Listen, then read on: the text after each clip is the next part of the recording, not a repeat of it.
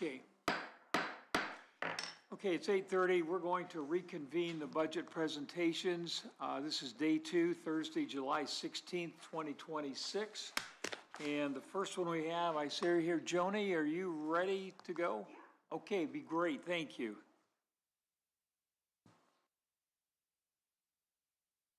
Jody, do you need a minute? You're good? Okay. Okay, good morning. Good morning. Our budget's pretty small probably compared to some of the other departments. But Amy, I know yesterday you were asking about making cuts. When I did our budget, that's what I did. I went through, looked at it to see wherever I could make cuts, I did. And if I had to increase something, I was able to offset it by decreasing something else.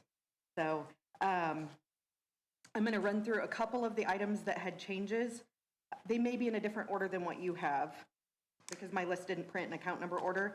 But my equipment, I decreased that by $1,500. Other service fees, I was able to decrease that by $2,000. That's because we're going with a new online payment vendor who doesn't charge the county fees. Our current vendor does charge us a monthly fee, and then they charge us every time there's a return. They charge us for electronic statements. So we pay several $1,000s a year to them. The new vendor doesn't have any fees to us, and they have a lower fee to the taxpayers. So it benefits everybody all the way around. So we're switching to them September 1st of this year. So I was able to reduce those other service fees. But the $2,000, I was able to reduce that. I had to increase postage, as we've all talked about. Postage is going up. And for whatever reason, it seems like we're getting a lot more, when we mail out property tax bills, we're getting a lot of them back as undeliverable, but they have a good address on them, so we're having to resend them back out. For whatever reason, the post office is putting the yellow stamp on them, saying this is an invalid address, but it's not. So that's not just a problem in our county, that's statewide. A lot of the treasurers are having that issue. So we do have a little bit more postage costs there. If someone calls in, we try to encourage them to just print it online so we don't have to send it back out because they are all available on the website. I reduced the travel, training, and education by $1,000 because last year we had increased it so that my new first deputy could take the NACO leadership class, and she did that. And she actually is getting ready to start the follow-up class here in July. So she'll have had those. So next year I was able to reduce that because we won't have those extra classes. Don't you take them? Yes, yes. Wonderful classes. We love them. And Heather loved taking them too. That's one of the things that don't train our such for good at the job you do doesn't mean that you're going to level. So get the education, keep that out. Yes, I'm very thankful we were both able to take that because we got a lot out of it. I would encourage anybody to take it, or elected official, department head, their first deputies. I would encourage it. Yeah, I think every year we're seeing more and more take it.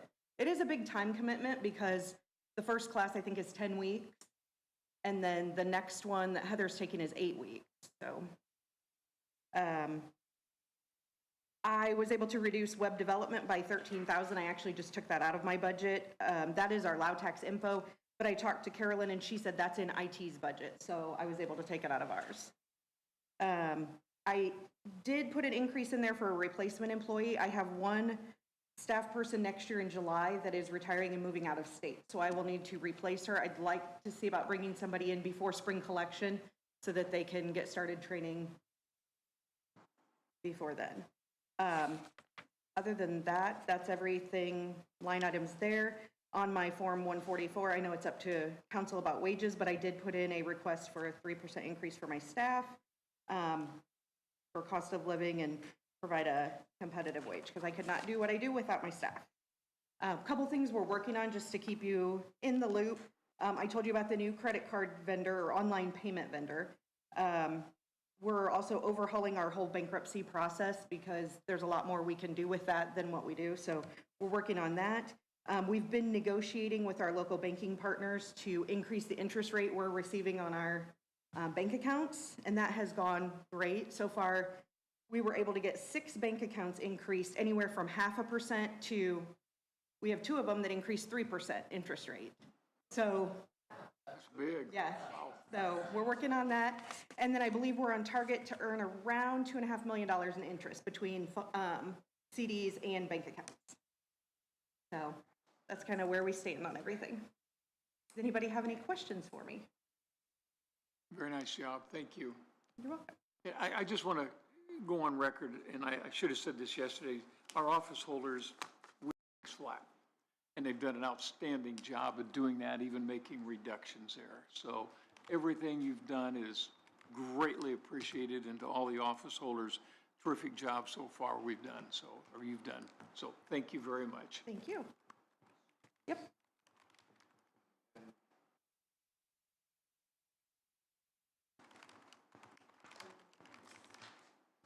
You want, okay, Dottie, we're a little early.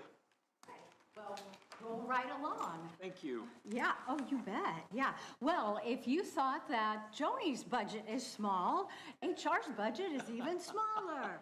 So, we'll talk a little bit about that. We actually reduced it by almost $4,000.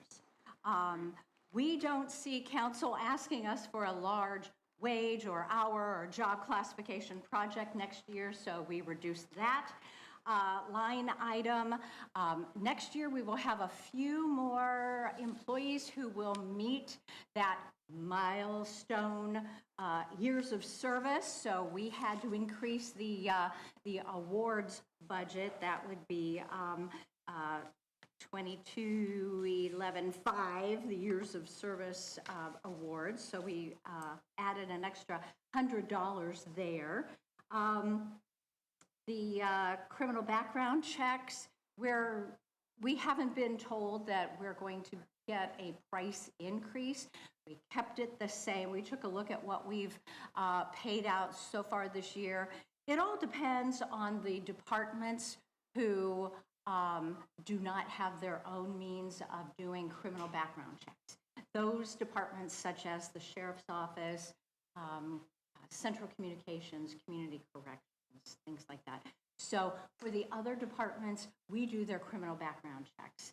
And so we kept that the same. We're hoping that, our hiring may balance out and with what we've already spent so far this year. And we did add $1,000 to the travel, training, and education budget to play on what Rick said and what Joni said about the NACO training. Morgan took the one training that is more HR focused, which we had never noticed that there was an HR focused leadership training prior to this year.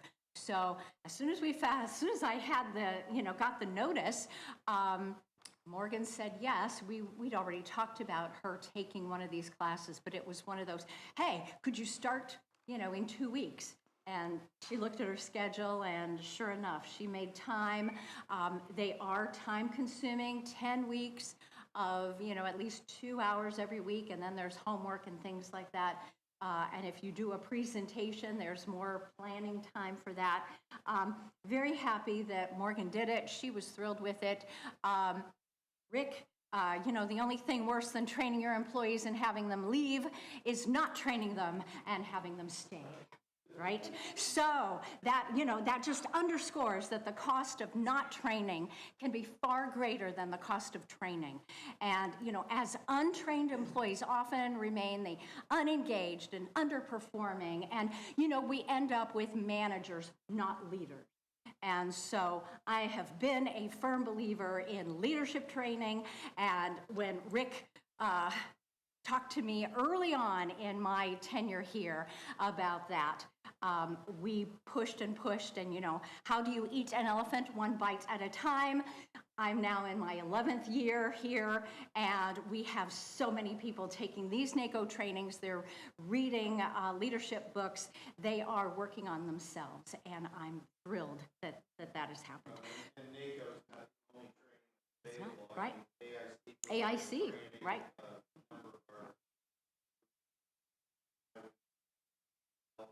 Yeah.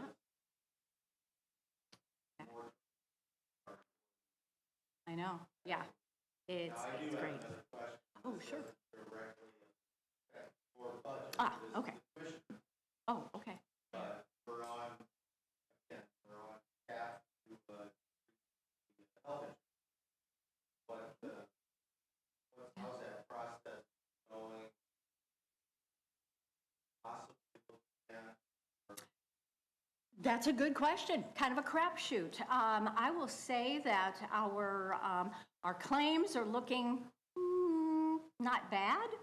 Remember, we're self-insured, so we are paying all the bills. I will say that we just received a very large rebate. We did institute that going forward with our pharmacy component.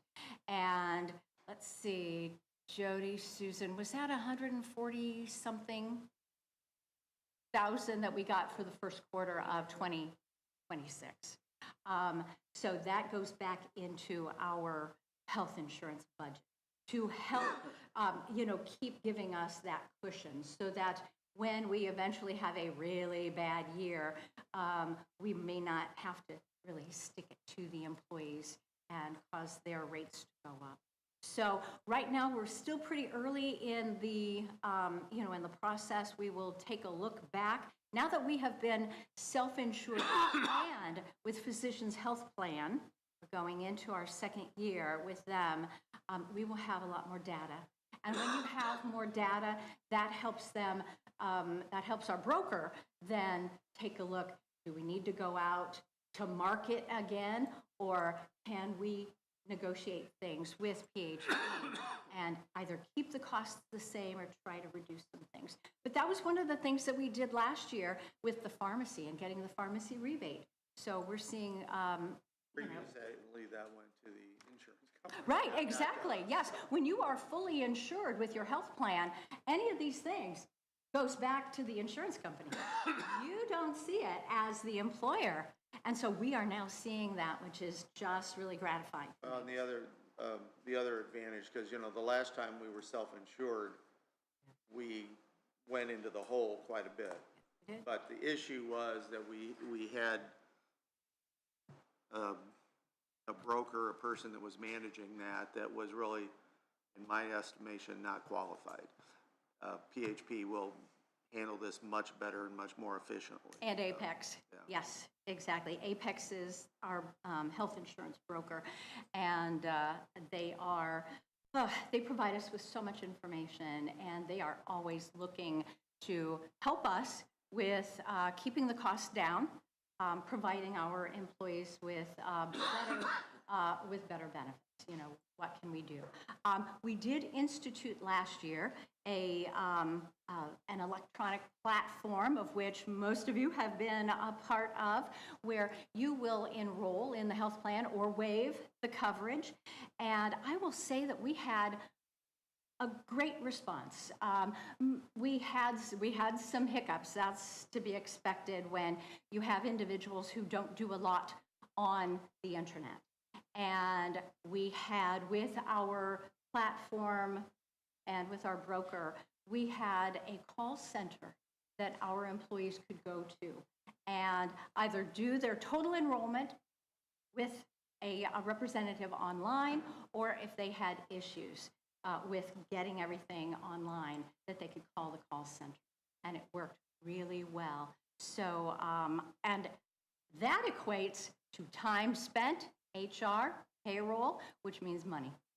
When we spend more money, okay, not me, I'm salaried, but but when you have, the assistant who is an hourly employee and has to work a lot more overtime in order to go through all the paperwork that we receive from our employees, and thus then have it double-checked and then triple-checked by somebody in the auditor's office, and then to get to the payroll person, and the payroll person then would have to work overtime to get everything data entered. Right now, we get reports from this Steel Celerix benefit platform, and our payroll person is able to, because it also works very closely with LAO, our payroll system. And so streamlining that has been wonderful. I'm really glad that we didn't do it last year full-blown. We kind of did a beta in December with some of our voluntary insurances, which helped us decide about whether or not we wanted people in-house to help us enroll, or if we wanted that, that call center, customer service. And that helped tremendously. And then that way we were able to roll everything out. Then actually earlier in May to get everything ready, because normally it would be the commissioners would make a decision on the plan in very late May, and we were scrambling to get all the information to our benefit eligible employees, and then the crunch time. And it was usually a panic. This time, I would say it was much less than a panic. It was far better. So anyway, that went really well. So yeah, thanks for bringing up the health plan. So, and that, and basically, like I said, we reduced our budget by about $4,000, $3,900, and hopefully that assists with, you know, perhaps, you know, people getting some raises for next year. So every little bit helps, right? Right. We did our part. Yeah. Thank you, Dottie. Dottie, you've been Thank you, here. Dottie. You've been here 10 years. Yes. Yes. It's unbelievable. There's an old saying, when you're doing something right, time flies by, and it has really flown by. So thank you for all you do. Thank you, Dave. I appreciate that. Yeah. Yeah. Time flies when you're having fun. Not every day. Okay, Lita, do you want to go a little earlier?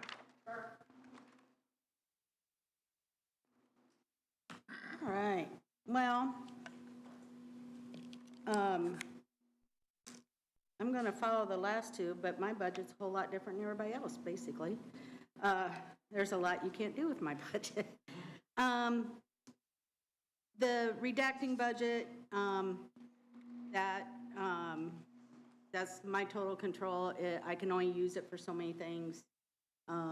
So sometimes I split invoices from our major vendor. I'll take some out of there. It's not a big total budget or fund, so there's not a whole lot that the county does anything with on that one. Same way with the enhancement access. Now, you did hear in the commissioner meeting yesterday that the new platter is a lease. It's not a lease to own. I don't plan on owning it. I don't think whoever follows me will probably want to own it. And the reason we weren't getting service on the old one, the company quit doing service like 2 years ago and didn't notify us. Ends up there's only one man in that whole company. And they end up being sued by Adams County. So 21 other counties so far, recorders, are using the company I went with. So that created the 33710 instead of being able to pay it out of the 44430. The enhancement fund does become larger, but I do pay my bigger invoices and stuff out of that. The 33710, it's a 5-year lease, and I will be doing it on an annual payment instead of monthly. The company likes monthly, but I said, no, I'm going to do it yearly. Where does the money come from that goes into that enhancement fund? It comes from recordings. Okay, so it's not tax dollars. It's not tax dollars. Things that you've recorded. Right. Redaction fund, enhancement fund are not tax dollars. Those are not, yeah. Those are generated by people that get mortgages and deeds and everything. And the other thing that, things that are recorded in the recorder's office is also what's funding the elected officials training fund. That's where that money comes from. It's not tax money either. No. So. Now to that elected official training fund, I have kept 5,000 in there. Most of the time I've asked for 5. I went down last year. I'm going back up to 6 like I've asked for before, because I am going to push for at least one in my office to take the NACO training. And it's kind of a succession plan for me. I think it's important that all offices, at least mine, that GOP doesn't have to go look for somebody to fill that slot. I've got two that really want to become recorders. So it's a great thing for the citizens, taxpayers, county government, everything. You don't have a whole lot of training.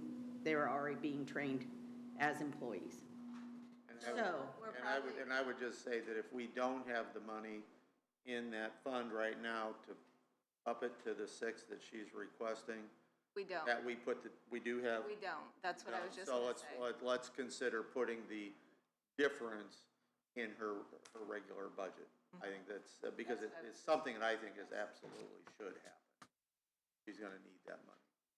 And the more I record, the more money goes in. Yeah, that's right. Sell more houses. Yeah, sell more houses, pay off your mortgage, whatever. Which account was she talking about? The big fund, the big account I have is the Recorder's Perpetuation Fund.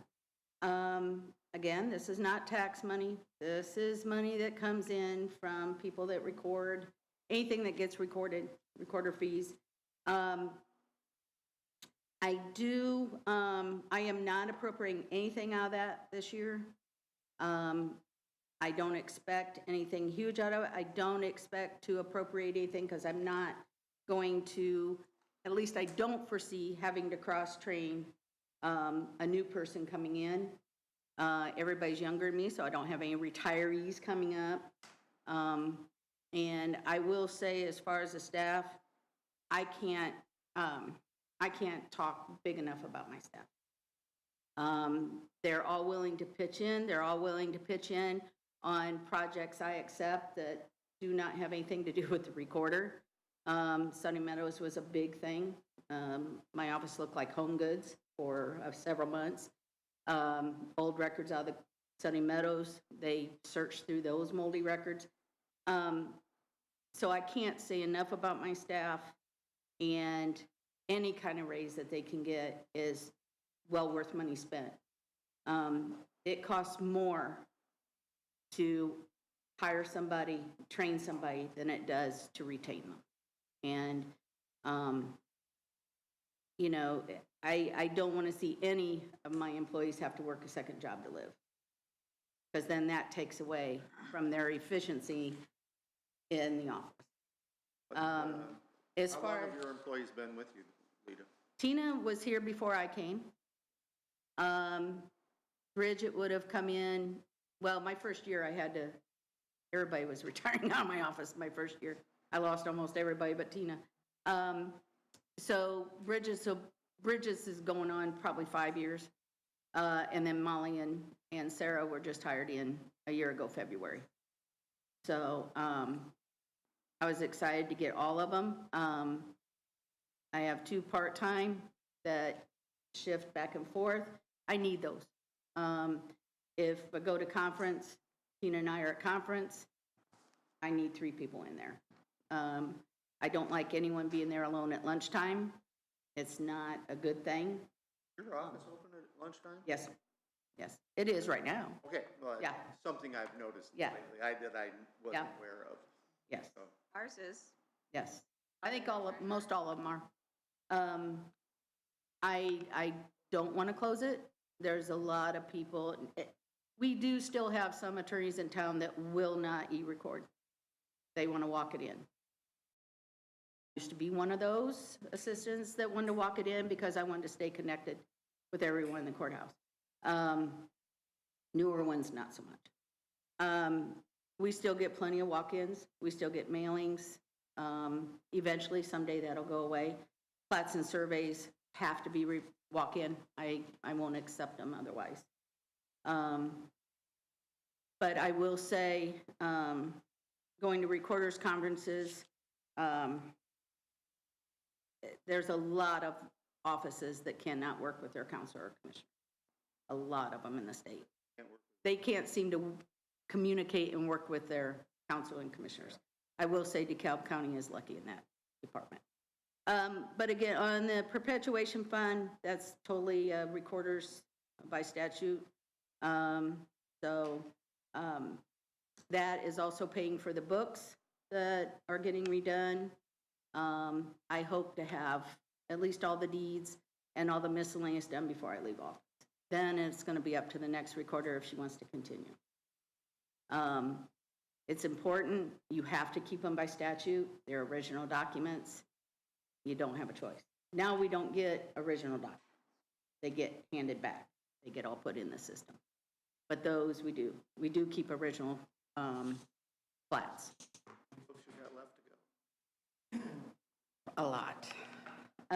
I will have all miscellaneous back by fair time. So all miscellaneous will be done.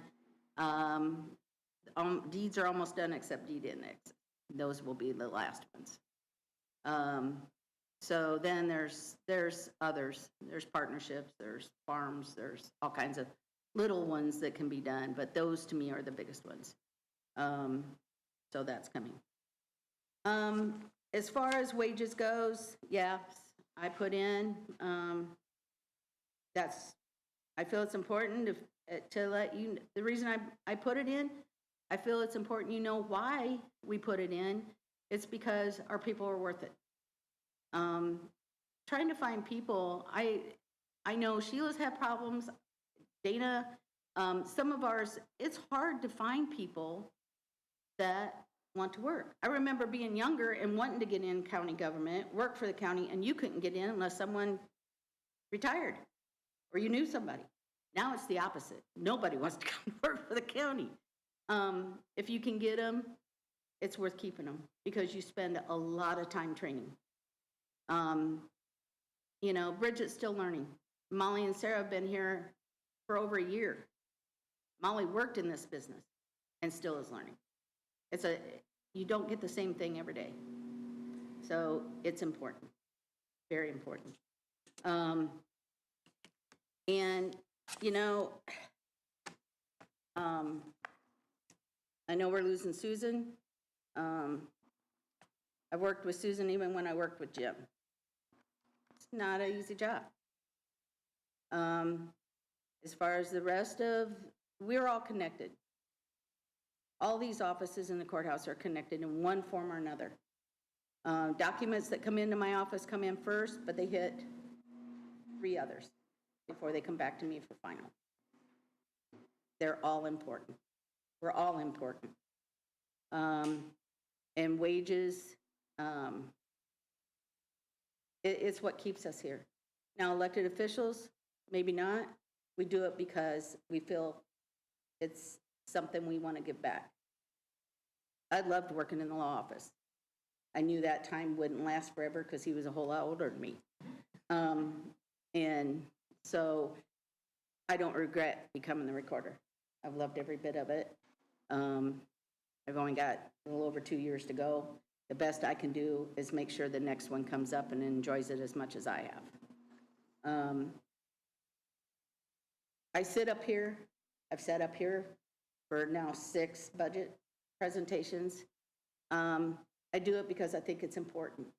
I do it because I think it's important to know how this all works and to support all of you. There's been many times you've had questions and we're able to answer them on the spot and not have to table it. And I think that's important. And I'm not going to speak wholeheartly for the other elected officials, but they feel the same way. So I am very blessed that we're able to talk to our council and our commissioners, because a lot of counties can't. And I appreciate the ears when I want to bend them. So, any questions for me on what the recorder does? Thank you, Lita. And I'd just like to note, appreciate all your extra efforts outside your office, because I know you've done a lot for Sunny Meadows, and we greatly appreciate you using your office as semi-warehouse for... Keep that, remember when the space study gets done, okay? So, but thank you for all you do. The thing with space is I have to keep them booked. I cannot. I would love to have them all. I'd love to have them all in, and then I could do away with a lot of space. Statute is I have to keep them. And plats keep growing. I'll be adding another plat cabinet probably in a few years because of development. So, Thank you. Really thank you. appreciate it. Thank you, Lita. I know we're ahead of schedule. I see Chris. Do you want to go early? Yeah, while Chris is coming up, I just happened to think with the elected officials training fund, I think that only applies to the actual elected official. So if we need to send chief deputies or anybody else, Chief deputies. chief deputies also, I remember we had to add the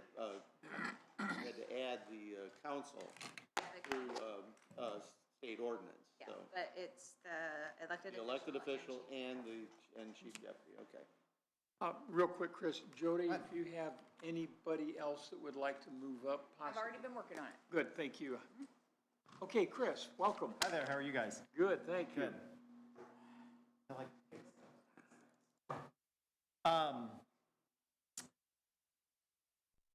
Really the only kind of big change that I've had for 2027 will be the creation of that GIS data specialist position that was approved in June, I believe. As you guys may remember, the data for our GIS that was housed in Auburn after the cyber incident, Auburn now wants us to get off of their servers by the end of this year. So we are actively hiring. Hopefully we'll have someone, knock on wood, hired and started here August 1st. And then can hit the ground running with that data enterprise that the other GIS staff are working on. So that's the only thing in salaries that increased, was the increase of that, I believe it's a Pat A position at around $52,100. In my 2s, 3s, and 4s, as with most subscriptions, even our Netflix and all that has gone up over the years. I anticipate increases in the subscriptions that we have for AutoCAD, InDesign, and then our permitting software. For our Esri, our GIS software that we cost share with Auburn, Butler, Garrett, and Waterloo. At the end of, I believe at the end of 27 is when that 3-year contract ends, and I anticipate it increasing in 2028. So just so you all are aware, probably we'll be asking for an increase in that software in 27 for use in 28. The Eagle View aerial imagery, we finally got that from them, and it should be live on Beacon, I'm hoping, here in the next week or so. But as you can see, that decreased from 2020, sorry, I'm getting my years wrong, from 2026 due to the LiDAR, which is the contour imagery that we received from them. So that went down. We have a chance to be able to relook at that in 3 years, so that would be like 2028 budget for 2029. So I'll discuss that when that time comes, if that's something that we want to do. The one big change with our Indiana code is, I've been working with Susan on this, is a quote unquote special fund that has to be created for our department. It basically will encompass, and I'm not sure how this will work, and Susan can maybe explain a little bit more, but from my understanding, there's one fund that we're going to have for our department. Basically, all planning, zoning, building application fees will be deposited into that fund and can only be used for my department's expenses. So probably similar to as Lita has for the recorder's office, they're doing the same for this. Like with new state law. Relationship to what Ken was talking about, Yesterday, we created a bank account? Yes. No, this is a totally separate account that is in the wheel, into the general fund. County general. All goes into the county general. Yeah. So I'm looking at it as more of a user fee based route that the state's wanting to take, which I think is good. I think putting it in state law has its hiccups because we don't know what we can use that money for. They don't say if it can be used for salaries or gas expenses or utilities or whatever. So we're going to be next year, I believe the fund, Susan, correct me if I'm wrong, we create it in 2027, but we don't have to actually use it until starting of 28. Right? Like, so I'll be using the money that's in this year's budget, or the budget I'm requesting now for 27, but then I'll be able to figure out how to use these funds in for 28, I think. It's I'll have to look. it's this much language. I'm not sure if it's 28 or if you It's could. a little strike. paragraph of language of what the state told us to do. Imagine that. So anyway, it's unclear as to what we can use those funds for.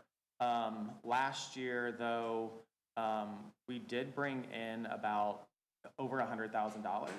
So that's about a fifth of our budget, sixth of our budget in fees. So, you know, if it can pay the salary of the building inspector, then it saves the county those dollars, taxpayer dollars for something. So anyway, those are kind of the big things that I have. I'm not really, yeah, those were the only things that I basically went down in our budget, and partly that was because of, number one, the contract for our comprehensive plan. That money is no longer needed, obviously. Is that the consultant fees Yep. dropped there? Okay. Yep, the consultant fees dropped. And then I believe it's called photography in our CUMCAP fund, dropped because of the LiDAR imagery that we're not paying for this year. So again, that'll come up in another 2 years if we decide to move forward with that. So my budget decreased mostly because of not using funds that were there previously. So not anticipating anything, any major changes in 27. So I think things will stay relatively the same. Anybody have any questions for Chris? Rick? The arrangement that we have, or the county has with the city of Butler, and you're working with Butler, is Yep. that going to change at all for next year? I know there might be some changes happening in Butler, so. Yeah, there's some changes happening with their city planner in Butler. There has been discussion about because my department right now does all building permits for every municipality except Auburn and Hamilton, and those are relatively small with the amount of permits that the county does, that can we just absorb those costs? Or sorry, not absorb those costs, absorb that work through a reimbursement like we're getting now through Butler. I don't want to speak ahead of myself on that and agree to something that we're not doing yet, but we're in talks about absorbing that work and then them reimbursing us. Now, And my concern there is, you're already doing so much, so many hours a week for the county. yeah, We're not going to overload you specifically I mean, and not. I'm overloaded now, Hopefully, if we are, we're gonna reimburse you for it. yeah, no, and Butler's reimbursing me now for that. And again, not to get too ahead of myself, but I think that they would be able to reimburse the other county staff that I have to do that work. Now, again, there's been talks about, can they drop their GIS contract with their outside source and us absorb that. Number one, my guys are good and we can get stuff done way quicker than sending it to a contractor, the contractor putting it in their queue, and it getting done in 2 or 3 weeks. We do work now for for Butler, mailing addresses or new property addresses, updating of their zoning and stuff like that, that we just do because we can get it done quicker. For St. Joe, Waterloo, Corona. If they ask, of course, they all, St. Joe, we digitized all of their zoning maps when they found out that they had an ETJ, that whole thing that happened. So we help them out there. We help out where we can. I do make sure that whatever is asked, that it's not overloading or overburdening them more than what they are with the things that I tell them to do and the things that they help me out with. But the hiring of the GIS specialist will really take a big load off of the 2 guys that we have now, with the day-to-day work that goes through the recorders, assessors, and transfer office. That, call it CAD monkey, and that's probably a derogatory term for what they actually do, but the CAD monkey work of just inputting data will help alleviate a lot of that. So it's a long-winded answer, but I'm not sure where that's going to go right now. And then the permitting system that we have is being used by everybody except for Auburn. Correct. So we do all the building permits for all those municipalities. Now, a lot of them still use their own paper permittings or their own Excel stuff because they just can't get on our system. It's, Butler we're still working through some things there. But yeah, it's much better than it was in the past, and being able to create reports for various people is so much easier than it was before. So. How did your meeting go last night? Good. Amy was there. The data center presentation was good. Roberto just kind of had some very broad data for us. It's going to come down to what the county wants to see as far as sizes of data centers that we want to permit, and then working towards, do we want to have a max of 500 acres for a data center versus 1,800 that the Google data center in New Haven is, right? So we need to figure out what's our max size going to be, and then work towards, if it's 500 acres, what does that look like for a setback of buildings and then landscape buffers? That's obviously different from an 1,800 acre data center than a 500 acre data center. So we're working on that. I will I'll stop stop by today. by. I will if I got time. Okay. That's everything. I want to curtail. Sorry, we got No, very that's fine. I sidetracked. want to stay focused on the budget Gotcha. presentations. Thanks. His fault. Appreciate it. Yeah. Well, I didn't know. I was somewhere where I couldn't be here. Thanks, Chris. Dave Bass is behind us. Oh, okay, thank you. Yep, he said he would be more than happy to go a little bit early to keep Great, moving, thank you. so.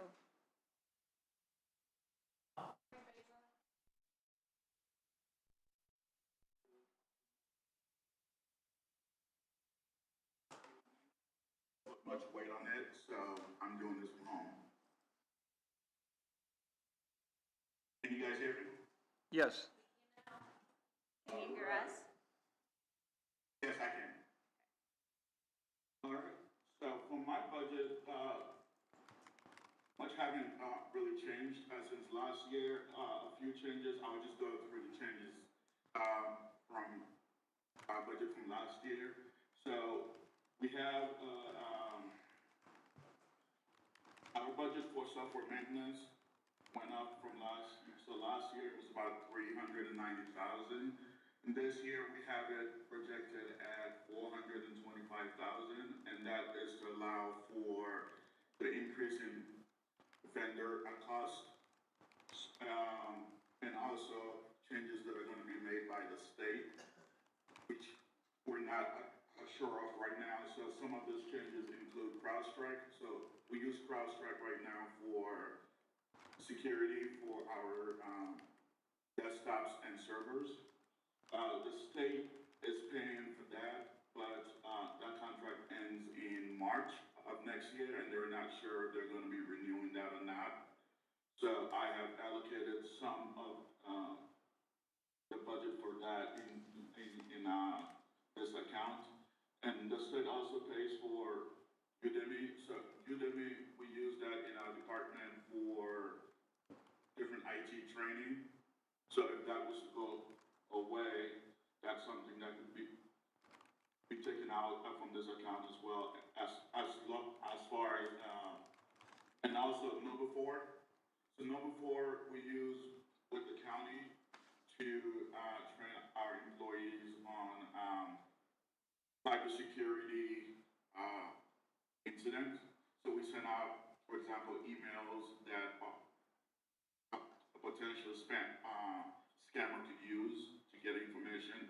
We send those out to our employees on a monthly basis, as a test to see if they recognize the different signs, within the email that shows them that it might not be a good email to click on. And we also do monthly training where we're showing them different things to look for in emails, in different communications. So that's what number four is used for, and right now the state is paying for CrowdStrike, number four, and Udemy, and those contracts are unknown, if they're gonna be renewed or not. The other account that I have going up is our network infrastructure. So that went up from 150,000 last year to about 210,000. And the increase for that is, multiple, parts. One, as we all know, hardware is going up, so a computer that you bought last year versus a computer you bought in December versus now has almost doubled. And from our network infrastructure, that's what, we use to pay for servers, we use to pay for, switches, so anything to do with the network. So those prices are going up. And then secondly, right now, our county network is partly,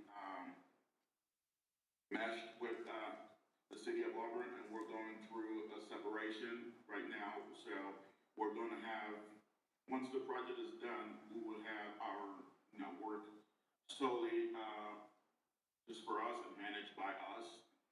So for that project, we don't know exactly how much it's gonna cost us right now. We are working with, IT consultants to come up with, to take a look at our network and,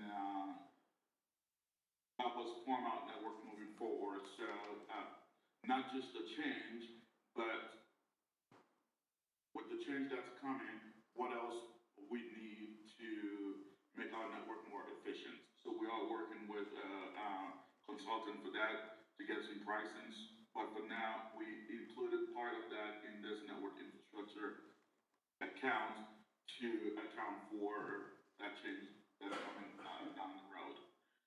And then lastly, we created a new account for membership. So right now, the IT department, we're part of GMIS association. That's an association of public sector IT professionals. So we use that, we go to trainings, we meet new vendors, we hear about, we learn about IT things that are coming down the road. So for example, let's say a network administrator noticed that a certain virus is going around. So those are all things that we learn within this organization itself, because, when it comes to IT, we're not in a bubble. So so we learn from other counties, other municipalities. So we are part of that organization, and we've been paying that out of our educational budget. So this year we decided to just make it its own. So that's about all I have as far as as changes going from our budget from last year to this year. So, do you guys have any questions for me? Besa, the consulting firm that we're using to evaluate the network, is that in the commissioner's budget or is that in your budget here? It's coming out of the commissioner's budget. Okay, thank you. Anybody else have any questions for Besa? Thank you, Besa, for coming in early. All right, thank you.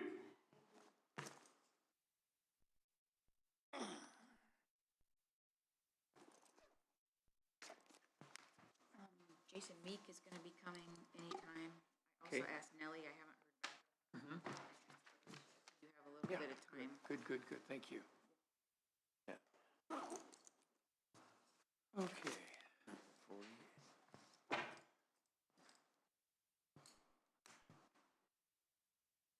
We've got a few minutes if anybody needs a break right now. Okay. Absolutely. 5 minutes.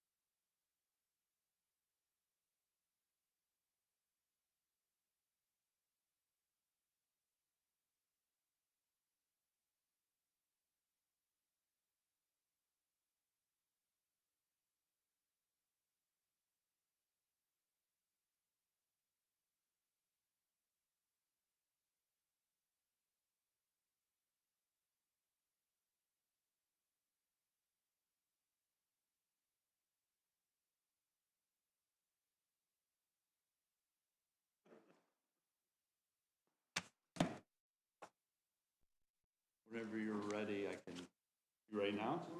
Yeah, Okay. we're ready, just 1 second. Actually, you can go ahead and start, and I'll get this pulled up.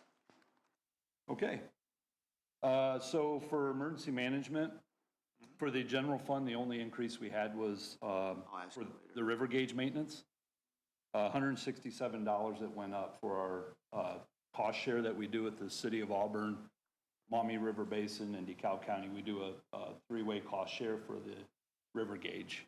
And that's what tells us when we have flooding or when the water is rising within the creek, so we can start to prepare for that. That's the only increase on the 1001 general category. And then the LEPC, which is the right to know, that's our hazmat fund. And that's the one that the state, the industry's put into, then the state cuts us a check for that.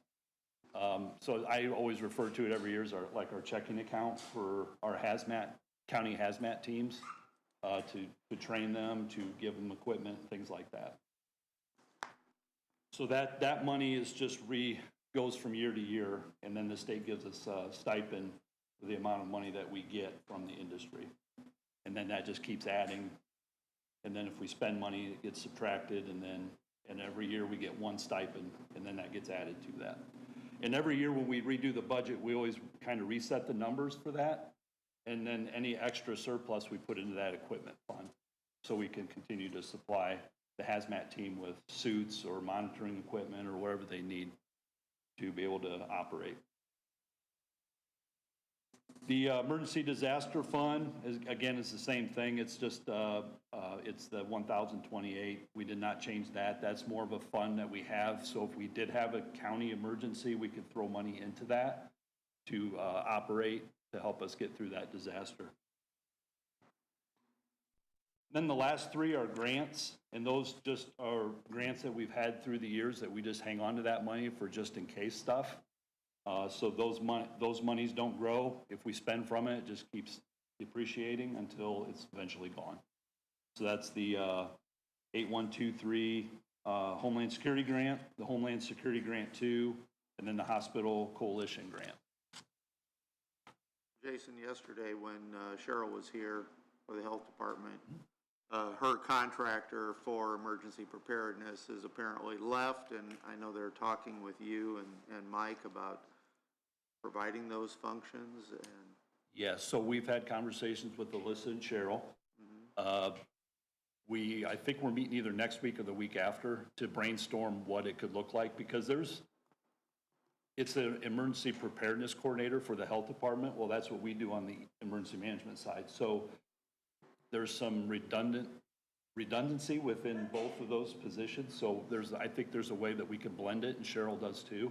So we're going to sit down, Alyssa. She would pay those services from a state grant? Yeah. Yeah. So between Mike, Cheryl, Alyssa, and I, we think we could figure out what do we do, what's required of the grant, and how we can better streamline those operations, so we're both getting our functions done. I'm sure if we're using you, it's going to be a little more consistency than, changing contractors a lot. Sure. So. Yeah. Going back to that river or Cedar Creek monitoring system, I think Maumee Valley suggested that there be one in Waterloo. I know that you reached out to Waterloo about them putting one, or them sharing with us and with Maumee Basin, putting one up near Waterloo. Waterloo has declined or is not responding on that at all? So there's been some transition there. So, yeah, right now that project is on hold. Okay. But it's still on my radar. Yeah, and because that question had come up to the Maumee Valley River Basin Commission, where's the weakness in DeKalb County? And that one monitoring station was the only thing that he said. So. Anybody have any questions for Jason? Thank you, Jason. Thank you. Thanks, Jason. Thank you. Coming early, Jason. Everybody have a good day. Thank you. Effie is here with Extension office.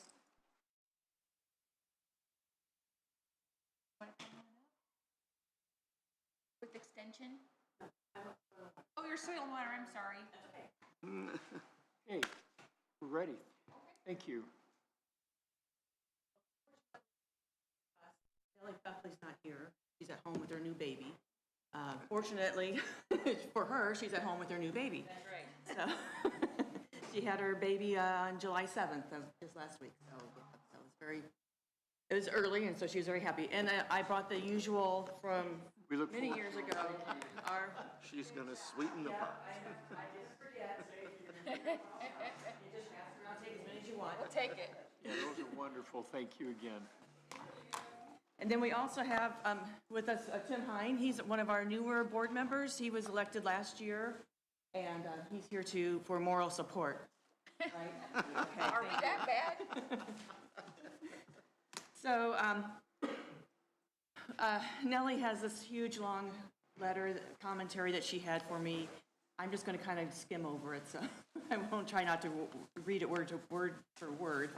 One of the things that she did do, though, I believe, was send you all an email with a letter explaining some things that she was, what we were doing, as well as the some highlights of what we had done last year, and then also the leveraging sheet. I don't know if you guys have that with you or not. Let's say, did we get that? It's all uploaded. The money that we She gave us is uploaded in there. that we bring into the county, or what the county invests in our soil and water conservation district, and the money that we bring in, there's a return to the county of, in 2025, was $12.16 for every dollar that you invest into our department. So with that being said, we also, we decided on, as the staff and as the board, to go with your suggestions of not increasing any of our budget for this year, including our salaries and operating expenses. I'm looking at here. For the board members, that is mandated by the state at $35 a meeting. That stays no matter what. So the rest of it, again, is just the same as what we had was approved for 2026. Hoping that you guys said that you were going to look into maybe doing some salary increases after you get through all the budget. And hopefully you guys will be able to add a few extra dollars to that. So some of the things that, if you're not familiar with what we do, we are mandated through the state. Each county in Indiana has a soil and water conservation district. We do get some funding from the state. We've received $20,000 from the state to go towards operating expenses. And then the rest of it, and what we do with that money is we put it into our cost share program, which we have, which is very popular. It helps with septic replacements for those septics that are failing and need replaced, not for new construction or if you're selling your home, just if it's a failing system, to get it back up to code. We also do conservation practices such as tree plantings, grass plantings, pollinator plots. We also have where we do invasive tree removal, which is basically the Bradbury pears. If we pay up to $600 to have that tree removed, and then we want them to plant a native species, so $600 total for that. That's been very popular also. So that's the kind of stuff that we do for the community.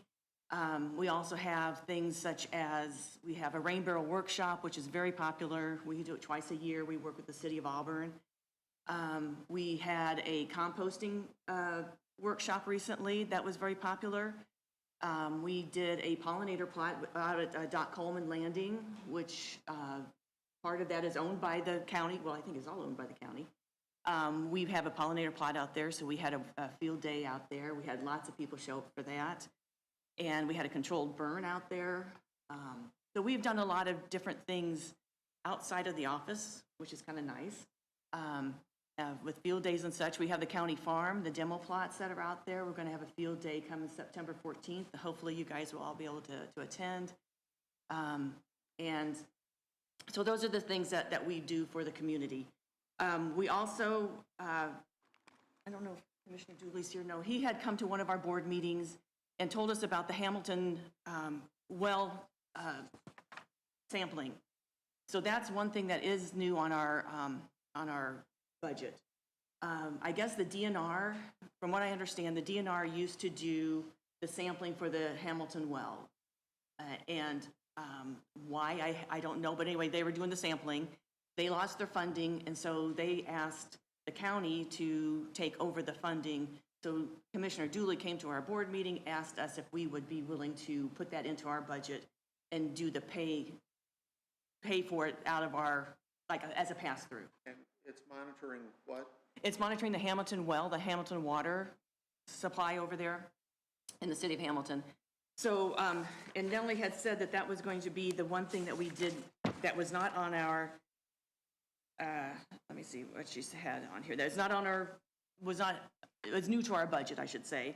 And the DNR and the USGS, which is the United States Geological Society, they were the ones that provide the data, or to collect the data, and then what they're looking for, you know, I can't say for sure. But anyway, that's something that we're going to do just as a pass-through.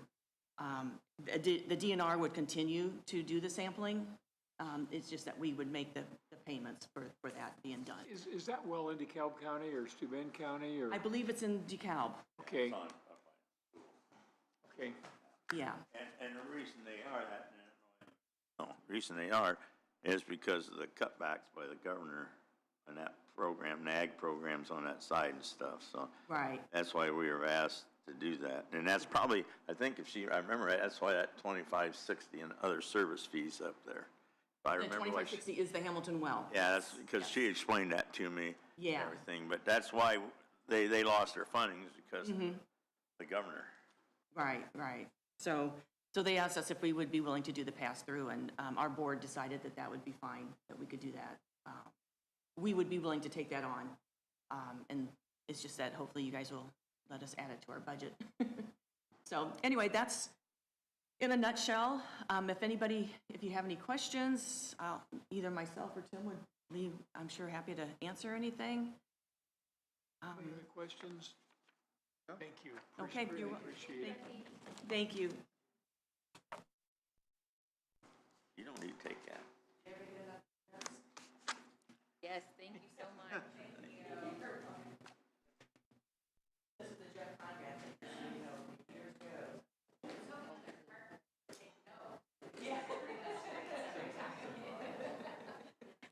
Hey,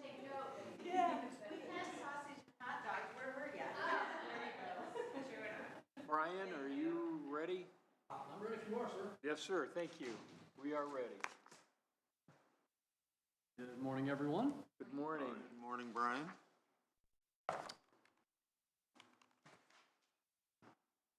If you've had time to review the 2027 budget, you'll notice we have had a huge increase.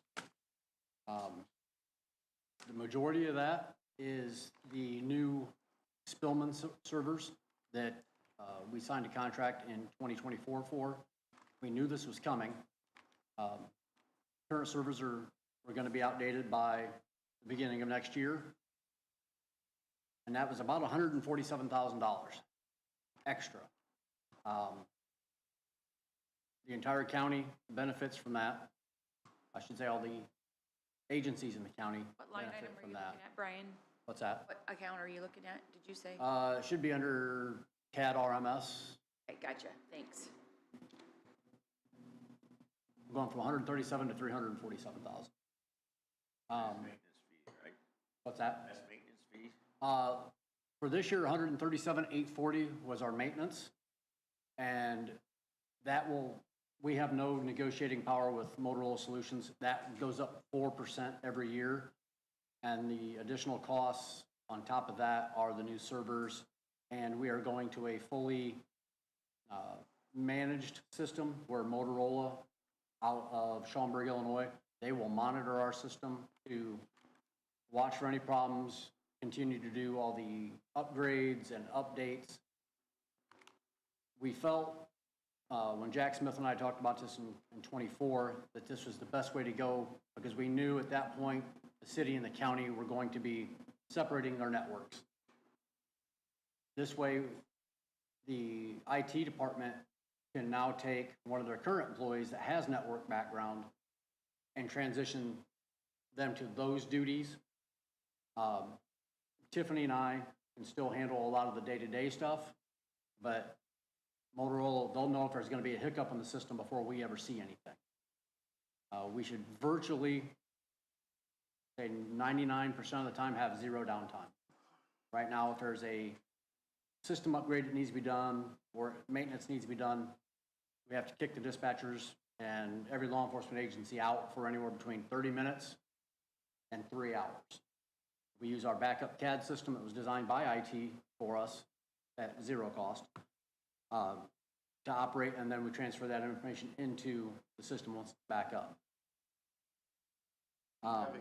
Having the contractor monitor the system like that is fairly standard now at the hospital. GE is constantly monitoring the function of the CT scanner and the MRI unit, and they'll notify us long before we notice there's a problem. We won't even know that there's something wrong. They'll notice it, notify us, and then fix it. That's the same type of service that Central will have. It'll happen and take it out of their hands and hopefully have no downtime because of it, so. Fingers crossed. Other than that, any other increases in the budget are non-negotiable. We cut back on a couple accounts, but I didn't really have any room to cut anything back other than what you guys said as far as your guidance on wage increases. I wish I could cut more, but I don't want to start getting into the quality of public safety that we provide. Now, you and I have talked about this in the past, but the State 911 Board is looking at what expenses they might be able to take over from the state and pay for. They've already done some of that, taken those expenses off of us, and hopefully we'll find more, but Currently, I have one submitted, a company called Brightspeed. They provide phone service to, I believe, about 788 customers in the western edge of DeKalb County.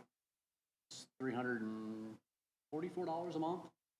If they'll take that over, that's a little more money that we'll be saving. The state has taken over currently everything that they say they can take over, which has helped us out a ton. It's just, hopefully the state is, Rick, do you know where they're at on the 911 surcharge? no. They are reviewing it as to whether or not they're going to increase it. Right now, the state puts the $1 fee on everybody's phone that pays for 911. They are reviewing as to whether or not that's going to be increased. I think it will be, but how much? They're proposing $1, move it from $1 to $2, which would be great. I don't know what the trickle-down effect will be. They would double our money, that'd be great. Because we are running into when the public safety load is no longer funded after 2027. All of you that are still here with us, commissioners and the other municipalities are gonna have to all work together to figure out how are we going to fund a major portion of central communication. Currently, we're out of the public safety load. We're just about $1.7 million a year we're paying out of that. So we're gonna have to make that up somewhere, starting in 28. We've done our best to, as Jan used to say, be good stewards of the taxpayers' money. And that's the big challenge for 28 is where are we going to come up with the operating money that we need. And that could be, depending on how the council would want to deal with it, what Brian is talking about could be covered in part by the fire and EMS local option income tax, that .4. And that's my opinion only. I mean, it's not specifically fire, it's not specifically EMS, but Central Communications dispatches for all of them. And so I think that's a legitimate expense that could be applied to that new tax. Was that out of the general, or is that out of the, We get no money. Blow-up money and E911. okay, and then, Summer fund supplies nothing to Central Communications. yeah, okay. That 150 to whatever jump, that's out 911? That's at the 911 budget? One, Oh, okay. And if I heard you right, that will free up a tech person to come back over this way? yes. Get their monitor, so we don't have to have someone out there? Correct. The IT person that is stationed in my building, they have Spillman duties, which is a majority of what they're doing, but they also still help with the help desk tickets that come in. This will bring them, I think Besa wants to bring them back to the courthouse, and they will basically manage the county's network, since we won't be a shared network any longer. But he will still be able to help Tiffany and I, because I'm still learning servers. But as far as adding users and keeping day-to-day things updated at the local level, Tiffany and I can do that. So I think we're saving money in a way by not going out and, unless Basic changes his mind, and hiring just a dedicated network engineer, and we all know how much those cost. So. Any other questions for Brian? I know so much of this is out of your control, the increases. And this 911 fund has been bannered around in the state for the last 15 years or longer there, and it's probably still going to continue on. But you do a great job of trying to plan around this and look ahead, but so much of this is still up in the air, always is. So, thank you. Thank you very much. I greatly appreciate that. That's, Jan, and Susan have said, gotta be good stewards of the taxpayers' funds. And that's something that Tiffany and I pride ourselves on, is getting the best deal, best bang for the buck we can for the county. So I really appreciate that. Great job, thanks. Brian, before you leave, Yes, sir.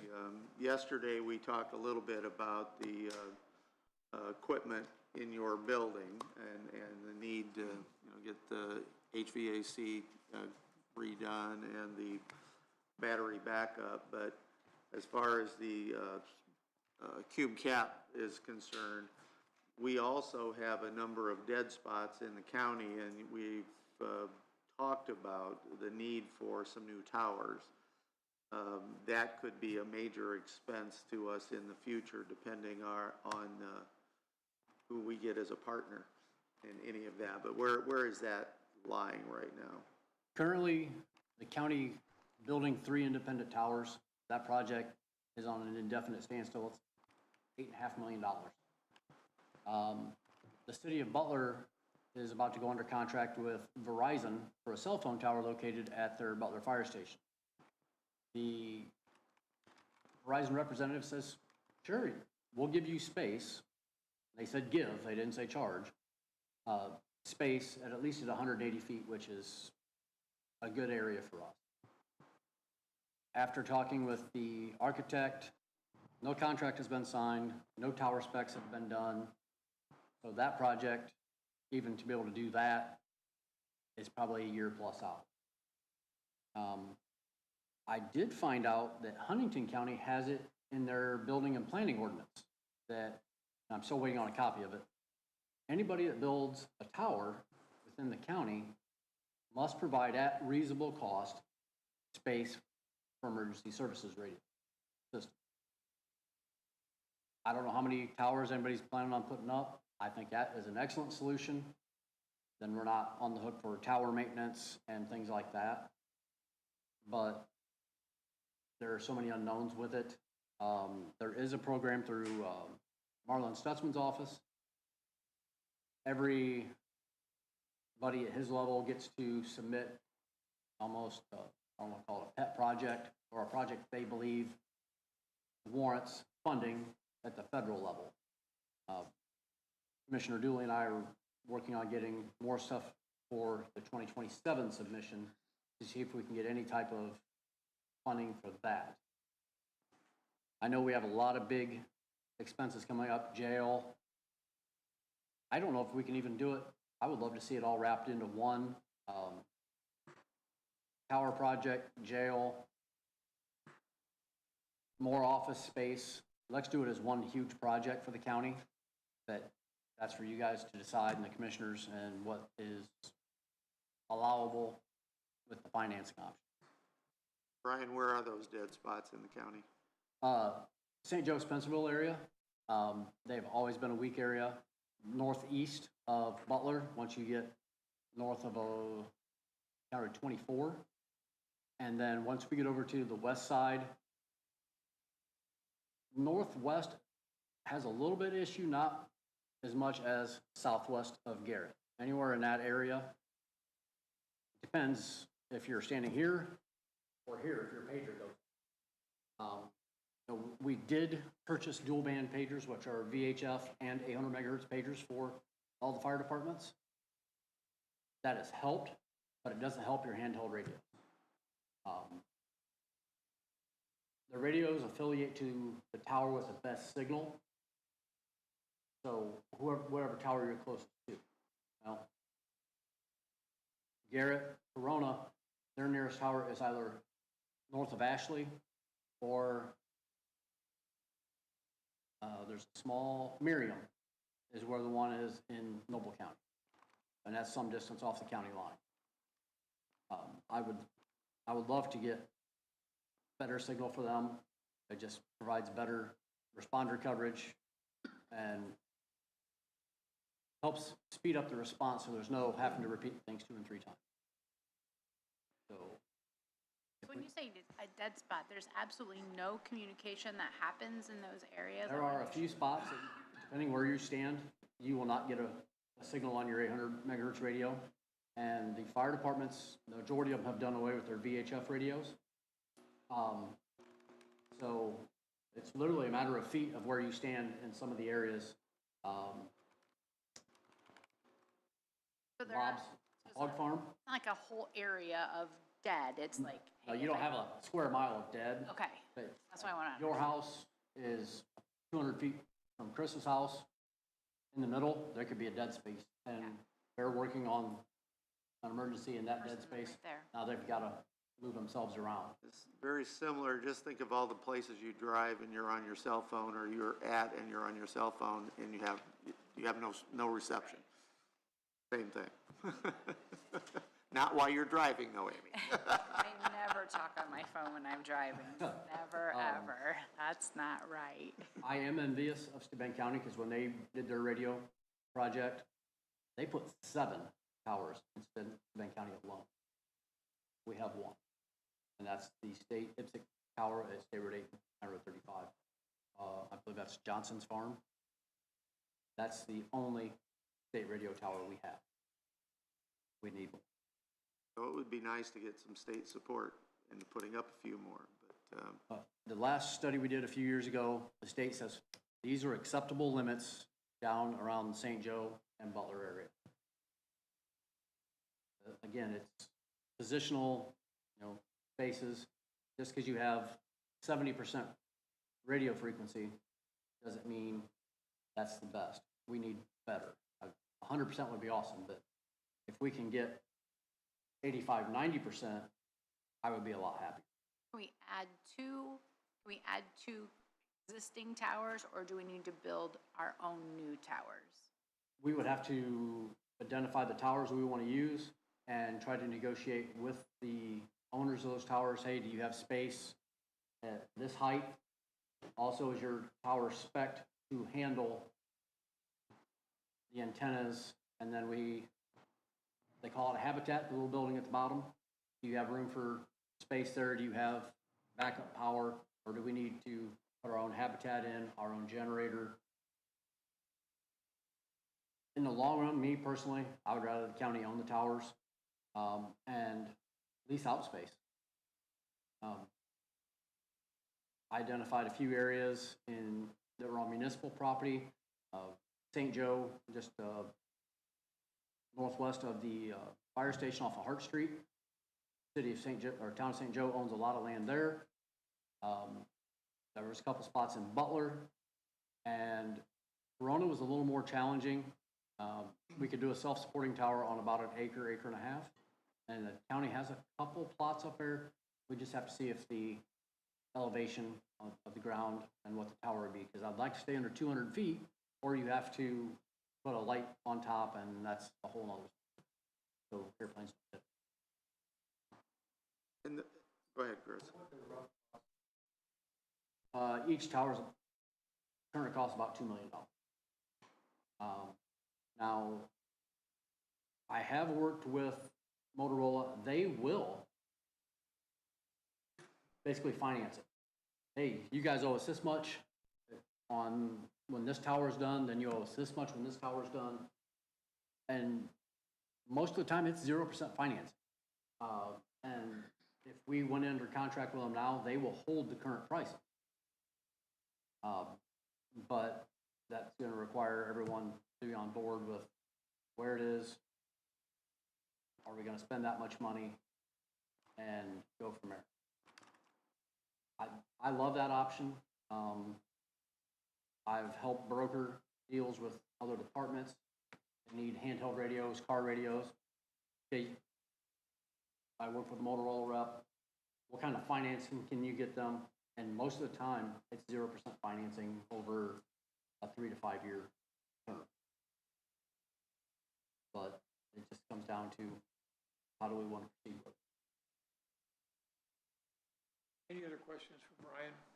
I just want to say that now you have some understanding of Brian's job, and Brian does an excellent job of managing his department, and there's a whole lot more than just making sure there's a dispatcher to answer a call or to answer a 911 fund. And, you know, again, one of those 24/7 departments has to be up and it has to be operational all the time. So I appreciate that, sir. That's the stress level can be kind of high, but he's got more than just making sure there's a dispatcher in the seat.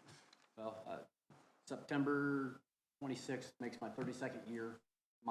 Pretty much my entire adult career has been giving to this county. The county's provided very well for me, and I'm very appreciative. But I continue to do this because I care about the responders. I care about the citizens. So I'm not looking for a raise. Give my people raises. We have some of the best dispatchers in the state. We have one of the best centers in the state. We are envied by a lot of people. And I'm going to toot Jason's horn a little bit. Our emergency management department, in my personal book, is top-notch, 100%. They are the gold standard. Everyone reaches out to Jason and Mike saying, hey, do you have a plan for this, or do you have this? And I'm not talking small counties. I am talking Marion County has reached out, Allen County. And Jason and Mike already have something in place that they can build off of. So I am very happy and honored to have them in my building, because that is a collaboration that we use almost daily to make sure we're getting everything the responders need and the county. So I just want to give Jason and Mike a little plug because they deserve it. And I will add on what Rick said, that I've used you guys 2 times last fall, and at one time I had a panic attack, and that lady talked me through it. My combine was on fire, and she was very polite and everything. And then the other time, when 4 o'clock in the morning, I had to get them because we had cattle running down the road, and I didn't want someone to hit it. And I have to say, they were both of them was very polite and talked to me, and they called me back to follow up. So I appreciate that. Thank you, sir. That's what we aim for. Thank you, Brian. Thank you, everyone. Let's take a 10-minute break. Let's be back here at 20 after 10.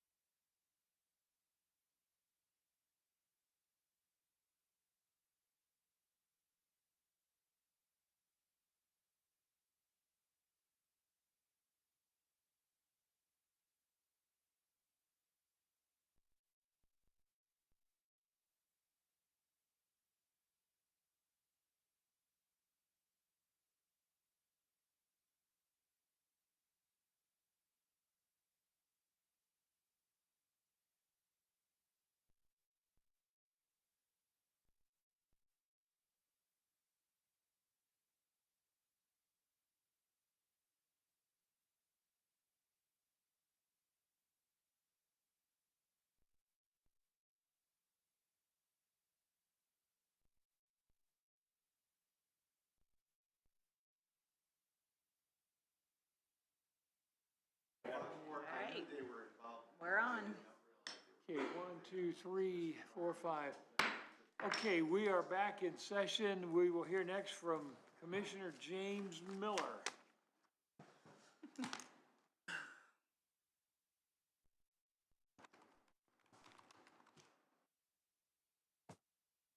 Morning, Good morning. everyone. Good morning. Where do you wish to start? Wherever you would like. Let's start with flat line money and no expense increases and everything like that. Boy, that drew a pause. Such is life, right? Yeah, that's right. Obviously, the commissioners took no increase in pay. The one that should be noted is we have combined, if you look down at 32001, 002, 004, we have combined everything into 004. So, and those other two are empty, they're zero. And so, again, that's flatlined at 50,000, which has been in the past. EMS, that's something, if I understand correctly, the commissioner's been paying it, and that's been put into the budget for the council to take over. Obviously, our lit funds are going to end, so we're asking the council to have to take over that payment. And I don't think there's anything else. The liability insurance is the same. Official bond went up 100,000. We expect that, as everybody else does, that expense will go up. The EMS agreement, it doesn't show what it was adopted.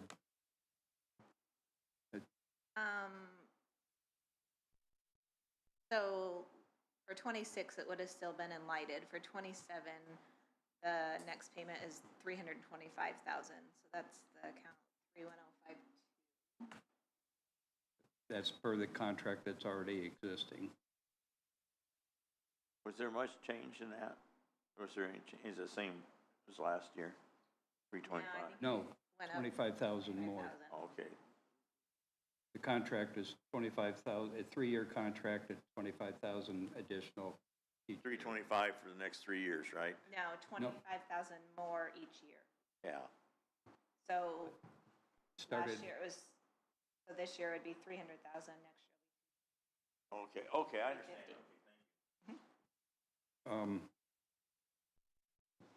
Are there any questions on that first page? And I do not have the insurance and perf and stuff, big values in there yet, because we had to finalize them. Okay, a question on the animal control. Yes, We are still doing 50,000 a year towards that, is that correct? yes. Had we opted out of that at one time or not, Jim? What do you mean opted out? Well, had we not been paying, had we been paying 50,000 a year all along on this, or? Well, that, excuse me, to back up a little bit, that 50,000 was paid directly to DeKalb Humane Society Correct. prior to Kellen and I coming on board. It was paid without a contract for 3 years prior to us. Uh-huh. When Kellen and myself found out that there was no contract, obviously that's not legal, from my understanding. And so I took the lead to try to get a contract with DeKalb Humane. And after now five different contracts, they've rejected all 5.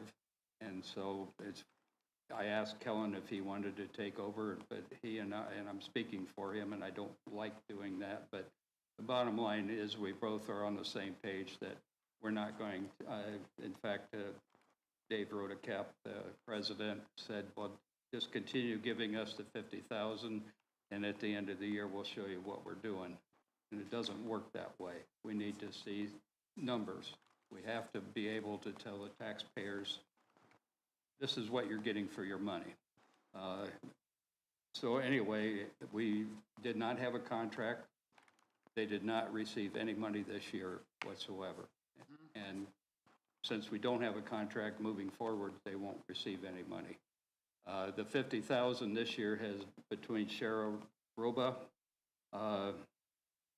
which has been a godsend for the county, has been taking a tremendous amount of dogs and cats and helping out. Fort Wayne Humane has been the other entity that I couldn't say enough about that has really helped out. And I mean, Erica has our humane officer, animal control officer, I should say, has come up with situations where one had 40 dogs, and it's just impossible to take 40 dogs to one place. And she was able to get them between K9 and Fort Wayne Humane and Shara, I never pronounce it right, and I apologize. Shadaroba, thank you. She was able to get those 40 dogs placed, and I think the vast majority were eventually adopted after shots and brought back to health, and it was a total mess. But anyway, so that's why we combined the 50,000, because going forward, we don't see doing business the way we're doing it now with the animals it's just not going to continue. We can't continue. Sada Roba's, she's an elderly lady, and I don't think it's fair to her to try to push that many animals onto her. But we're working on a solution. Well, I appreciate the clarification. Thank you, Jim. But it's not going to go to DeKalb Humane. It's just not. Okay, because, till we have a contract, they're not going to get anything. Thank you. Does that answer? Yes. Okay.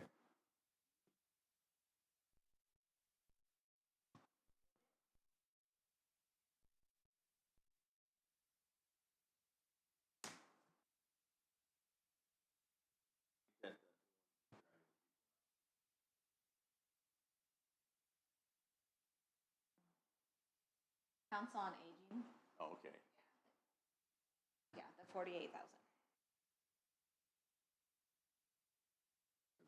Commissioner Yard, or Councilman Yard, just for clarification, the commissioners are working on trying to solve this problem. Yes, thank you. We're definitely we have not given up, and we're going to continue to come up with a viable solution that's going to work.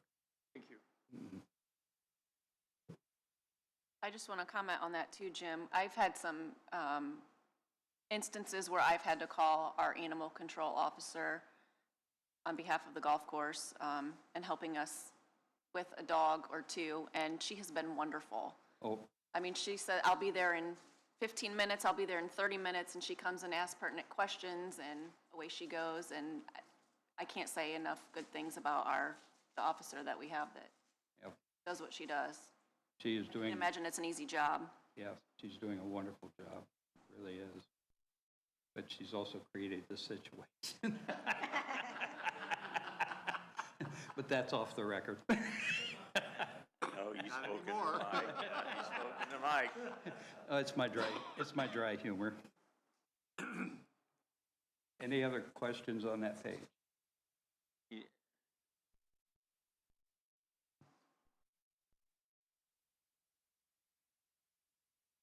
The continuation on my second page, I don't think there's anything that's, well, you can see 34200 says humane shelter, and that's 0.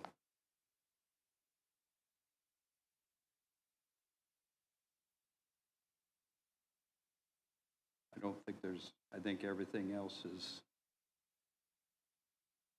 The Northeast Indiana Mill, that's what we're told to pay, right? Northeast Center, yeah. Yeah. my understanding is that's, we have to pay. Yeah. Yep. We have no choice there. Jim, some of the other ones, Pardon? okay, We don't have the number provided to us from the state for that yet, so I just put in last year's number. Will that come soon? There was some changes, though, there, to provide us additional reporting every year for the services that they provide. Well, yeah, They also have to demonstrate that the money that the county is giving them is spent in the county. Not, it's a four-county operation, but the DeKalb money needs to be spent in DeKalb, and they need to demonstrate that it is. I had a question. There's a couple other not-for-profits on here. What is the reasoning from the commissioners of why we are supporting those particular not-for-profits? I'd say basically because of the many, many years before my duty, that the county commissioners have paid those, and we have just continued them. You had mentioned contracts with humane shelters stuff, so was that just for, because those are service providers, right? These other not-for-profits are not necessarily Correct. service providers for the county, they're just, we just continue to have provided them some dollars, okay. Yep.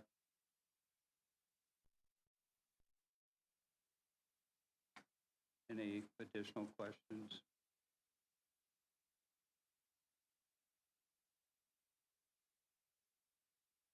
The bottom of that my second page is the lit economic development.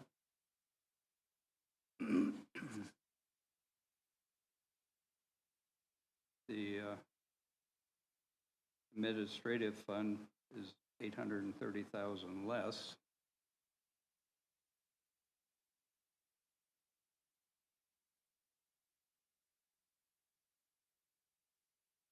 The county building and improvements is requested as half what it was last year.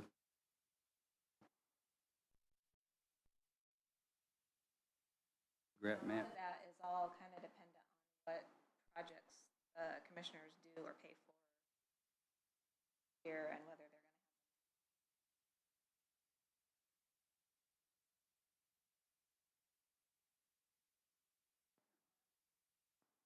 Some of those items, like especially the administration. And the bottom one is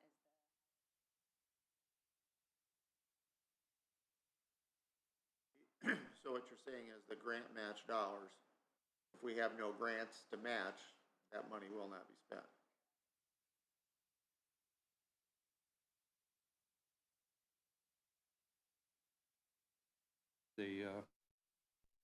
As I'm sure the public is aware, or if not, that at the end of 2028, the lit funds for the commissioners goes away, according to what is the law now. Yeah, the current law.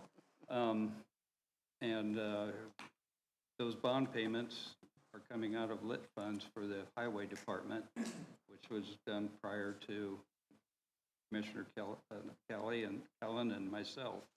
The one thing that I think the commissioners, again, I don't like speaking for the other two, but I believe we're all on the same page that any lit funds we have, we're going to have to really conserve, because this bond payment, with our money going away at the end of 2028, and this bond payment goes till 2032, if I'm correct, if we don't have the lit funds, the council is going to have to come up with the funds to make those payments. And I certainly don't think the county wants to default. That's just not an option. So we're cognizant of the fact that we need to save those lit funds to make sure that these bond payments are made. We can only enforce that enough that And the input to this fund goes away in '28, but the money that's in the fund right now, that stays there until it's all spent. Correct. So it could be a number of years after that. correct. Yeah, at this point, currently, unless they change it, the lit, my understanding is the lit funds stay in the lit fund, and there is no time limit, but once they're spent, they're spent. There just won't be additional monies.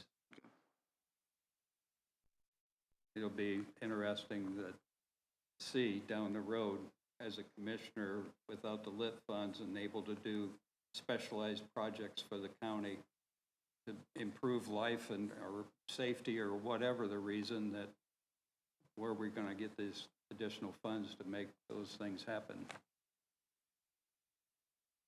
And the other part of that is, last couple of years, $1 million for the highway operations has been funded out of Commissioner's lighted funds, on top of what Ben budgets out of his funds that he has available. So at the current moment, they have $1 million in their lighted fund right now. And I've also included a line item for $1 million in county general to be able to play around with you guys once we get all the numbers in and see where things are landing, and you guys can determine if you want to remain in lighted or part of it in lighted, part of it in county general as we move forward, because eventually and Ben's still going to need the operation. Is the money in that fund able to be invested? It is. It is being invested, so we're getting some return on it right now, but as we spend it, that will be less. And the interest on the money that's invested go back into that lighted fund? Okay.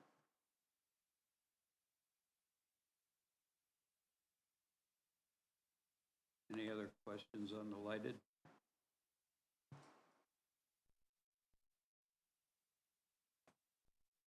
And my last page is the commissioners and the general, 1001. Again, commissioners are taking no pay raise. Pardon me? You're on the courthouse one.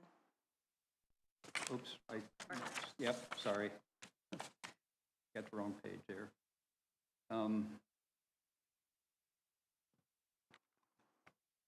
I guess personal services fee is 0. So let me join in here for a minute. Yep. For a million years, A1 janitorial was always paid out of personal service fees. And I believe, I'm only guessing because it was way before us, that probably was something that was set up clear back when Clint was still here. But we decided to move it this year down to the account 3001 into a service account, because we're actually paying them to do us a service. It's not a item. So that amount that's why that's moved down in that avenue. The other thing that we tried to do here is we've tried to include some of the Sunny Meadows expenses that will still happen, such as like utilities and maybe some repairs that might be needed. Some things out there has moved over to the courthouse budget, and they'll just pay for that part versus having a completely separate Sunny Meadows budget, since there's not really. So some of his things have increased because of that. Otherwise, we left it as much the same as possible compared to what has been spent. And in, I believe, building repair and maintenance, I do have a little, and I'd have to look, I have a little bit of money figured in there for some of the community corrections expenses, but not anywhere close to the 120,000 number that.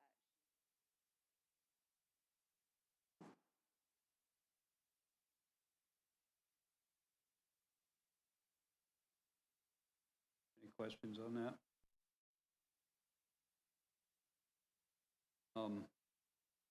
Obviously, electric,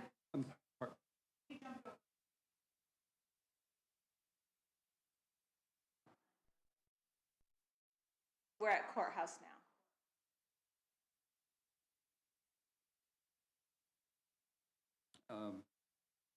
So while we're talking about that, Larry, Evan, and everybody that's doing building maintenance will all be under courthouse. They are now, except for the 11409, the maintenance loading person. Some of that is paid by community corrections and some of it's paid by central dispatch. Okay. It doesn't have to be, that's just how originally was set up because he was being shared with those two areas, but now he's really anywhere The there. arrangement's not gonna change as far as what buildings he's working on or with. Just maybe need to change what pocket it's coming out of, Where he's being- essentially. Yeah, so I mean, Okay. that could be also a possibility of something that community corrections wouldn't pay for if we brought their part into county general, under courthouse. As we move forward, I would like to see everything that involves county buildings being paid by county. I must have been, I really made a comment that he didn't like. He said denied. But I think the county, whether it's under courthouse or the commissioner's budget or whatever, I think all the building maintenance and associated personnel should be paid for by the county, through the county budget. Well, if they're a little bit short out there, you might as well pull it over and put it in on the county, because. Well, I think that's Because we're gonna have to come out of the general fund either way to pay that, so you can make their budget look a little better, and you put it in this one, and it's like, I agree, I think it should be all paid all in one count.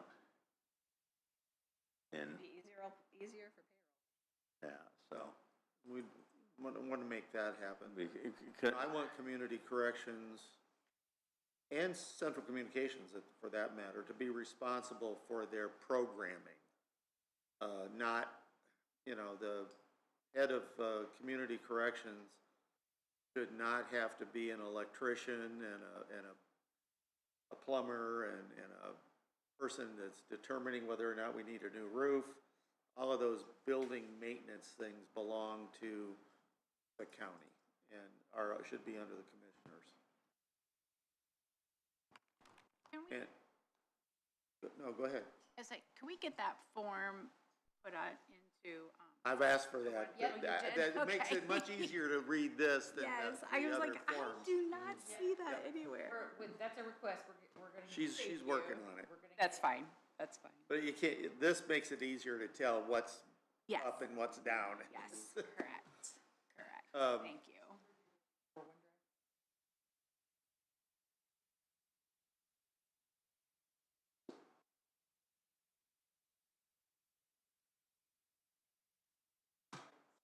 Sorry, I have two different keyboards and two different. Well, yeah, there are multiple different OneDrives, so we have to do some.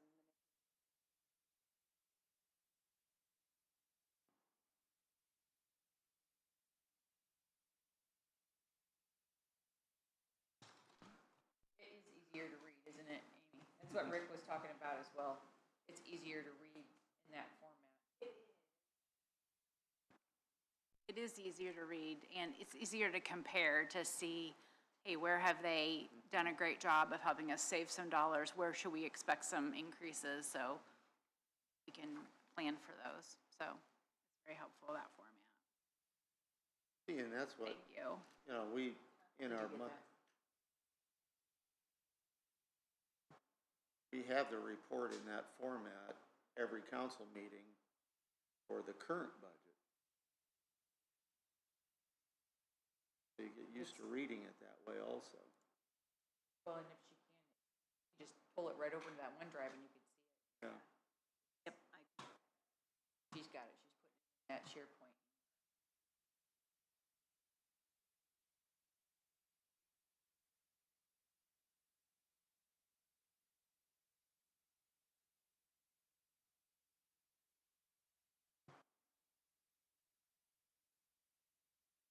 Obviously, electric and gas, we're figuring they're going to increase. I think it's a fair statement.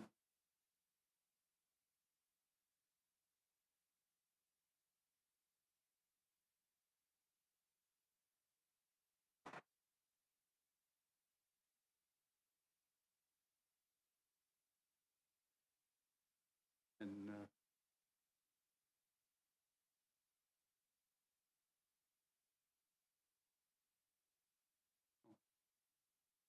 okay, building repair and maintenance is increase of 100,000 there, but then I think if I remember correctly, that personal services fee, some of that money got moved down, 100,000 of it, to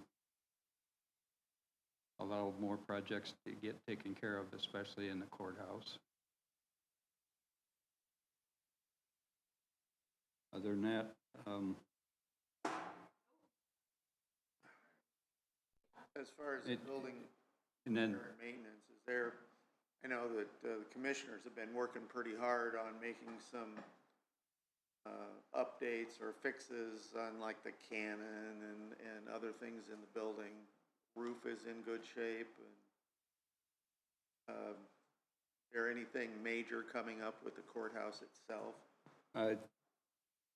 and I'm not speaking for Larry, but I think he's looking at the rubber part of the roof, working on getting that replaced. It's well over 25 years old.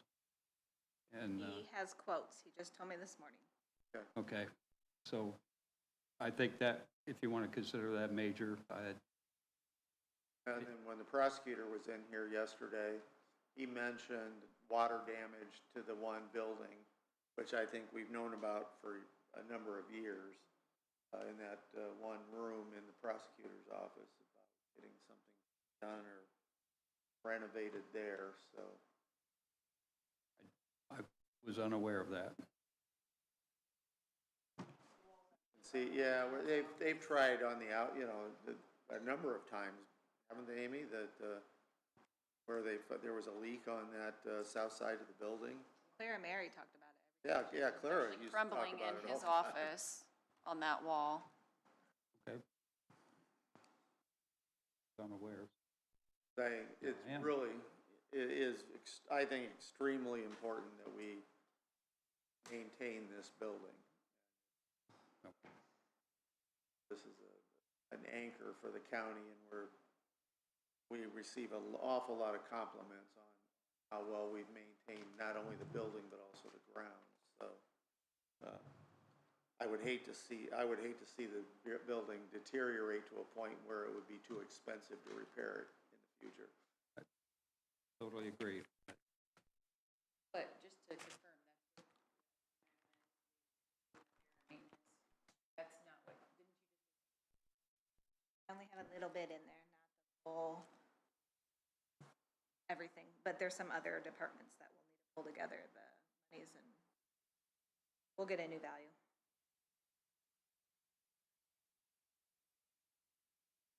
On the grounds maintenance, it has snow and ice removal. What buildings are those for? Is that so evidently we contract the snow and ice removal out to a different, somebody else? I don't believe so. That's at 26,000, and I wasn't sure. What was the question? For grounds maintenance, it says snow and ice removal for 26,000, 33,610. Oh, Or, sorry, No, that 00. yeah. in courthouse, right? Yes, in courthouse. That is when, I think it's Summers when they come out, because Summers comes out and does like, they'll salt areas. And But what? and they'll salt around the sidewalks. Here or community? They do all of ours. Do they? Okay. The county doesn't do that. I just We don't assumed the county plow did. We don't plow the parking lot. Right. But like, Larry and Evan, they have like a smaller one that they can do, sidewalks, and keep those up, but it's not the big parking lot. Okay. Yeah, that was basically what I've seen Larry and the crew out there, and I learned something new.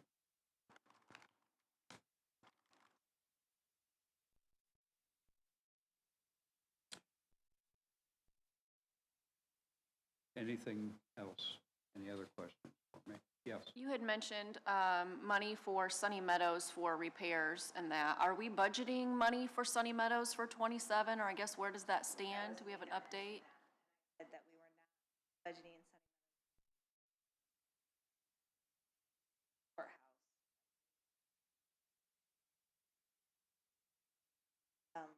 For any So we still have utilities on out there, correct? I guess, do we have a status update as to what's happening? I haven't heard anything lately. The committee is still working, and I believe diligently trying to come up to a solution. Obviously, we can't turn the heat off, Oh, I understand that. and so we have to have the natural gas and electricity yet to maintain the cameras that are out there, which I'm sure is not very much, but again, we can't shut the electricity or the natural gas off at this point. I know that the committee is working diligently trying to come up with a solution. And the commissioners have said, they have at least till the end of the year, at least. We don't want this to go on forever.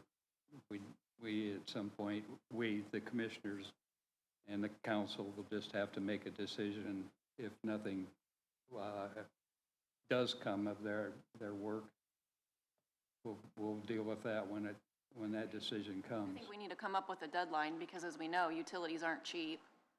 And that's, a huge added expense on the council to budget for going forward. And an empty building doesn't do us any good either way. I agree. The liability if somebody were to break in or do damage, get hurt around that building, and that's. Are people allowed to go in there? No. Because I did see a video where there was a walkthrough that was posted, and I had people ask about it. I said, I'm not on that committee. I don't know what the status of that is, and that's why I was just asking for an update. I hadn't heard anything, so I was curious. We had a report at the last commissioner meeting, and I know they're still working. I know they're still working on it. We're waiting for an answer, too. Have there, while there's the issue of what to do with the building is one thing, but what about the furniture and equipment that's there? Some of it could be disposed of if it's not worth anything. Others, like refrigerators and things like that, could probably be sold. Is there any movement to get rid of all that stuff? Yes. The refrigerators, and anything that was worth any value has been removed. Anything that's left in the building now is virtually junk. And the commissioners gave Larry head of maintenance, authority to get 2 dumpsters, one for iron and steel and one for trash, and clean out the building completely. So it'll be completely empty, and if there's no one on the council that doesn't know, the commissioners did spend the money to have Billy's Bug. They came in 3 times to make sure that any bed bugs, any insects at all that were alive are now not alive. They guaranteed that whatever they used would kill anything and everything, which is why they did 3 different times. So, but anything that's left now will just be put in a dumpster, either as iron or trash, garbage. So, yeah, that should be cleaned out. We told Larry that whenever's convenient for him and his schedule. But I would say in the next 2 months for sure, it ought to have nothing in there. But still, we're maintaining the utilities, but we're also maintaining the insurance as That is correct. another expense. Yes, that is correct. I think there was still some budgeted money left over, right? Like 210,000. There's probably money left in this year's budget, I'm sure. For this year, there's still some budgeted money. Yeah, for Sunday Minute, yeah. I can give you an example. I think it was I thought they said 210 or 240. Yeah, it was, Something like I thought it was around 212, but Yeah, okay. I don't know if that was before Billy Bug's invoice or. True. Yeah. We'll just say around approximately 200,000. Yes, that sounds good, 200,000. Yeah. There's still left in that budget, so. There's more than. Oh, okay. Yeah.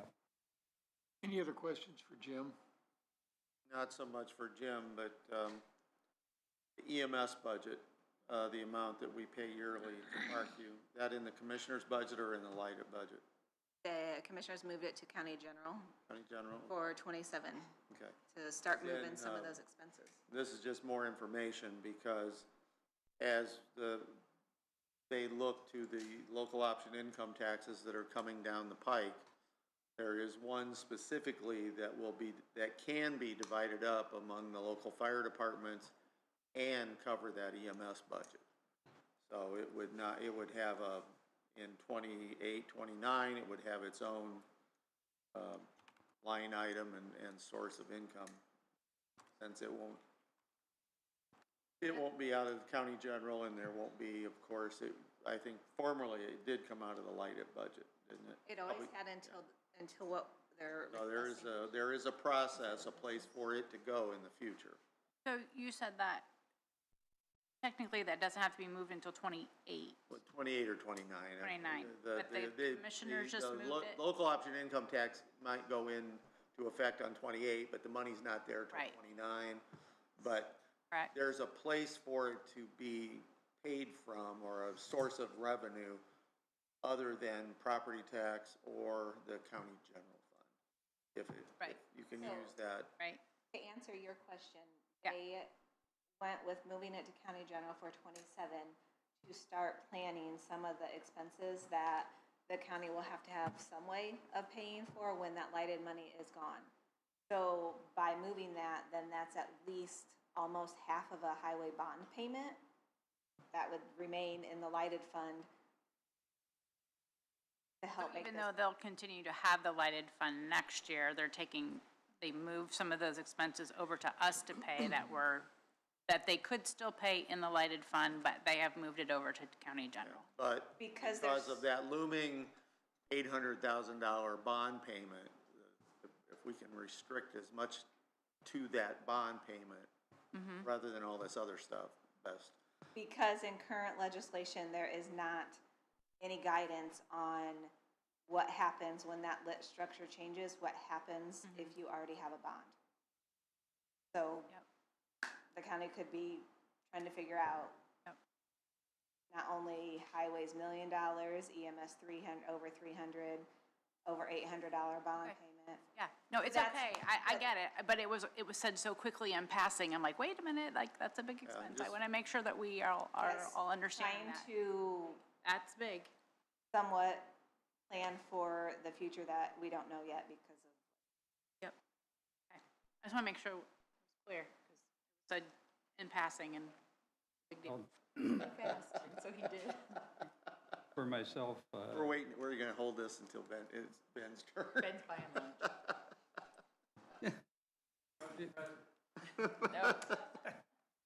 for myself, He's I learned. wanted to he's make learned. sure that those lighted funds are there to pay those bond payments, that, because I don't want to put that back on the council.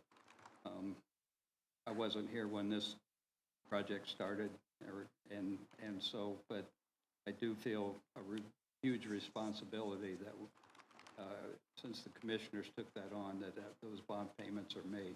So we have to protect those lighted funds to make sure that that bond gets paid off. For me, that's a top priority. Any other questions for Jim? Jim, do you have anything else you want to add? Just quickly, that I believe the commissioners we're trying our very best to be as conservative as possible, not spend money where it's not necessary.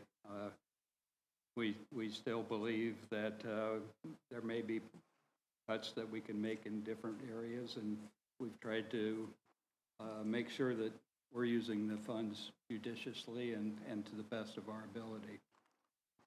I just want to concur with Rick. We don't want to do anything that'll compromise the structural integrity or anything here with the courthouse. And I know you're doing a good job of minding the funds there, so thank you. Thank you all. Appreciate it. Mr. Parker, we're ready. Larry be presenting anything on the courthouse from his perspective, or things that or no? I don't think He's a Larry, department head? nothing has been planned for Larry to be here. His name was in, Had you asked him? Okay, thank you. But, yeah, he might be busy at this time because it was early, right? Or was he not early? No, it was supposed to Oh, be never on mind. at 11, he was supposed to be on. 11:20. On 15 minutes early. Oh, yeah. 10:20 It is there on the agenda with Jim. Yeah, I had emailed him and asked him. I was thinking we had it early. Yeah, I you're was right, it curious. was. I didn't know I haven't talked if to he him. had anything from his. Yeah, I did see that, thank you. Well, how you guys holding up? Nobody's asleep? We need snacks? Yeah? I understand. Could've brought up some Mountain Dew for y'all or something. So, well, the highway department's very large, which you guys all know, so I'm gonna hit on some things, and if there's a particular thing you wanna hear about or wanna know, let me know, because otherwise I could be up here for a while going through the whole budget. I'm gonna go through my budget with you, and then I've got some things on some funding that I'd like to update you guys on as well. So, starting with the highway budget, I'm gonna start off with the salaries. I know the position you guys are all in on these salary increases. I did make a note in there that I did request a 4% raise, but at the end of the day, with what you guys decide is what you're gonna do. I did meet with, I'm sorry, what's that? No, is it still as difficult to get CDL licensed drivers as it was previously? That has not changed. As long as the new requirements are what they are, the cost to get a CDL, the cost to get one, $6,000 to $8,000 now. How much? $6,000 to $8,000 to get a CDL license. Okay. So that demand is still there. And then also the federal government has put more stipulations on the physicals. This made it harder for a lot of the drivers to pass their CDL physicals and maintain their licenses without restriction. So that's been an issue statewide as well, unfortunately. Thank you, Ben. So I did meet with Bob Kraft on this, and I see he's not here today, but the one thing that, if we don't do anything with any of the other salaries, I would like to draw out some attention to one, and that's the assistant superintendent's position.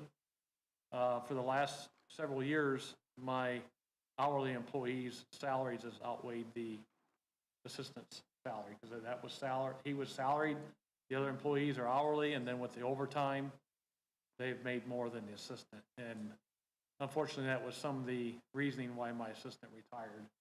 It just bothered him more, and I asked for increases on that for the last few years, and it's never changed. So I do have a new appointed assistant. His name's Joe Harrison. He's been with me for just over 10 years. He's doing a great job, but I also don't want this to affect him in the future. He's a very hard-working, dedicated employee. So I did put in for the increase for him, so if anything, if you guys could pay a little attention to that, and I'd appreciate it. Moving on with my budget, I'm going to start out in the covered bridge fund. That's the 1134. Most of that's all stayed the same. As far as repairs and maintenance, I did not do any increases in that budget line item. The 1135, the cumulative bridge, that is where all of our bridge maintenance comes out of, our small structures and guardrails and pipe. I've left most of that all the same. There is a line item in here that I did not put back in there, and I'm going to have to. I've been talking to Susan. We've been back and forth, and our times have not met to cover some of these final endings of my budget, so I apologize for that, but hopefully we can get with her soon. Bridge 503 was in there for engineering and for construction this year. That bridge was bid. Estimates come in really high. I'm going to rebid that hopefully late this fall through the winter for next year's work. So I need to incorporate that back into the budget. So I'm going to need a little bit more in the engineering, and then I'm going to have to put the construction cost back in. Moving down. Was it over the estimated cost? Yes, it was over. Significantly? Yes. Was it? Okay. Yes. It was 0.2% was the lowest bid over engineer's estimate. Highest one was like 104%. So there was a pretty substantial difference. And I think a lot of that was due to the restraints we had in it for when that could go to construction, because Bridge 503, if you guys aren't familiar, is the bridge on Auburn Drive here, down over Cedar Creek, down by Auburn Gear. That is the detour route for Auburn when they have the fair, when they have the ACD festivals.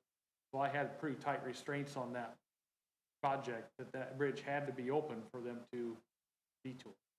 With a $2,500 a day liquidated damages. And plus, the DNR was still holding our 404 permit. I just now received this week. So see, I couldn't even give them notice to proceed 1st of July when we wanted to, because the permits are behind, unfortunately. So what's not behind or up in cost, right? So that's why that bridge is delayed.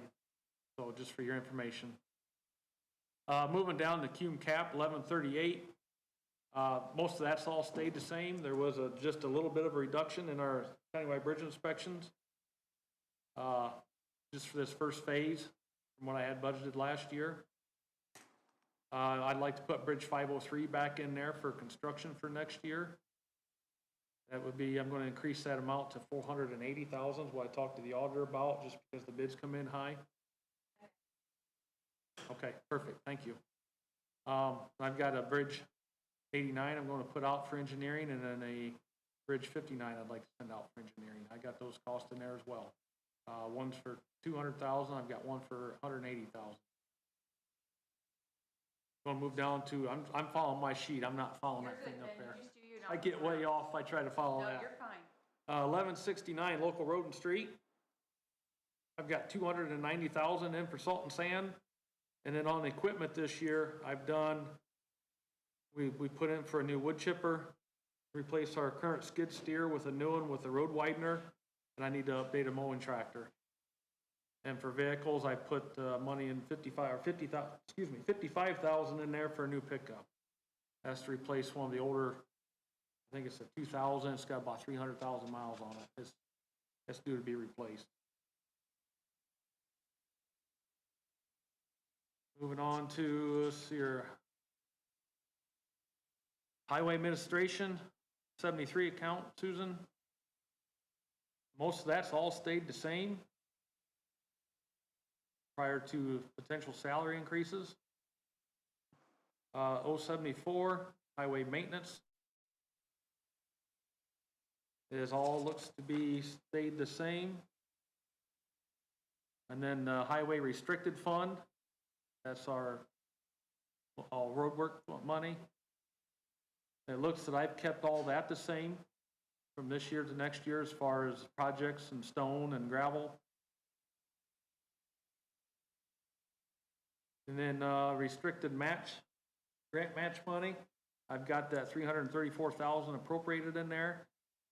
That money kind of sits in there for a backup. Historically, the commissioners or councils always funded the grant match for the community crossings matching grant. I hope that continues, because that will be something we'd have to budget for, and shrinking my budget that much more. So historically, the commissioners or council, I'm not sure which one, that has always budgeted for that. The 1176, I've increased the repair parts supplies from 200,000 to 240, just because we are spending a tremendous amount of money in repairs. I've increased the petroleum to 350,000 for next year. That's the crystal ball effect. This year we have made out great, because we are contracted at diesel at I think it's like $2.89 a gallon for the summer. So kudos to us for contracting that, because we're huge savings. If you guys have any diesel trucks, it's like $5 or $6 a gallon at the pump. So that was a win for us this year. I have increased our liability insurances and our insurance, because that stuff goes up each year.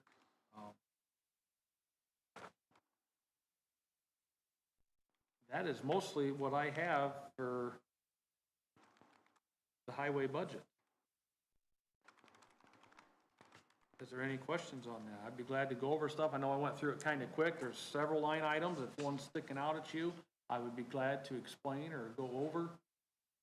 Otherwise, I had some funding things I wanted to touch base with you on. I talked to Dave about here a week or so ago, and I wanted to bring it up in the council meeting today. So Dave, you have questions on any particular thing in my budget? 5 was way more than 26 and 27, but I lost track of what it was. Well, I was trying to go as best I could. No, you're fine. I kind of lost it. The 25 expenditure? Yeah. There may be quite a bit of difference from 25 to 27. I was looking at expended and then 26 adopted and requested, and I was going to ask, but I don't remember what it was. Talked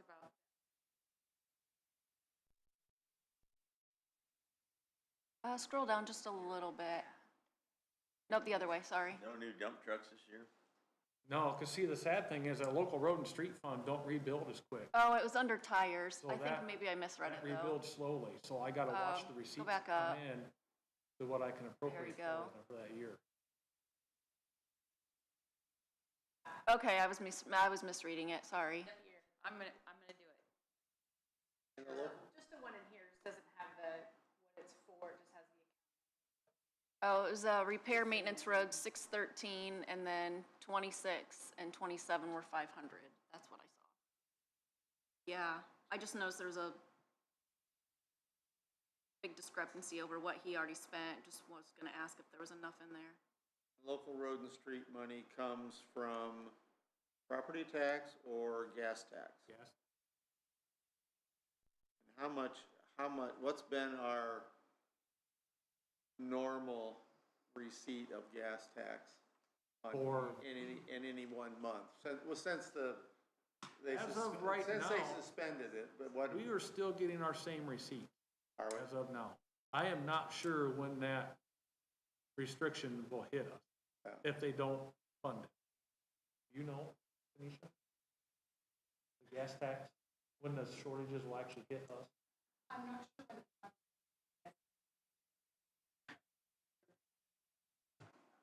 Yeah, so we are still actually getting our receipts in. Did you There's usually so see many the receipt I months. sent you today? Yes.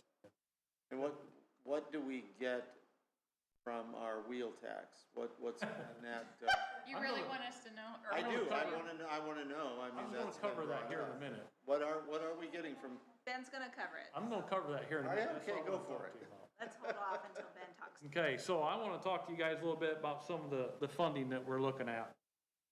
So last year, you guys had the meeting with LTAP come in, Jen Sharkey come in and give a presentation to you guys about the wheel tax.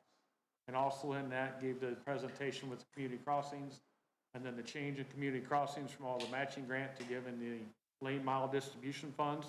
And with that, they give projections, okay? So during that presentation was June of last year, she gave you guys that distribution totals for 27, 28, 29 for DeKalb County if we got the lane mile distribution, okay?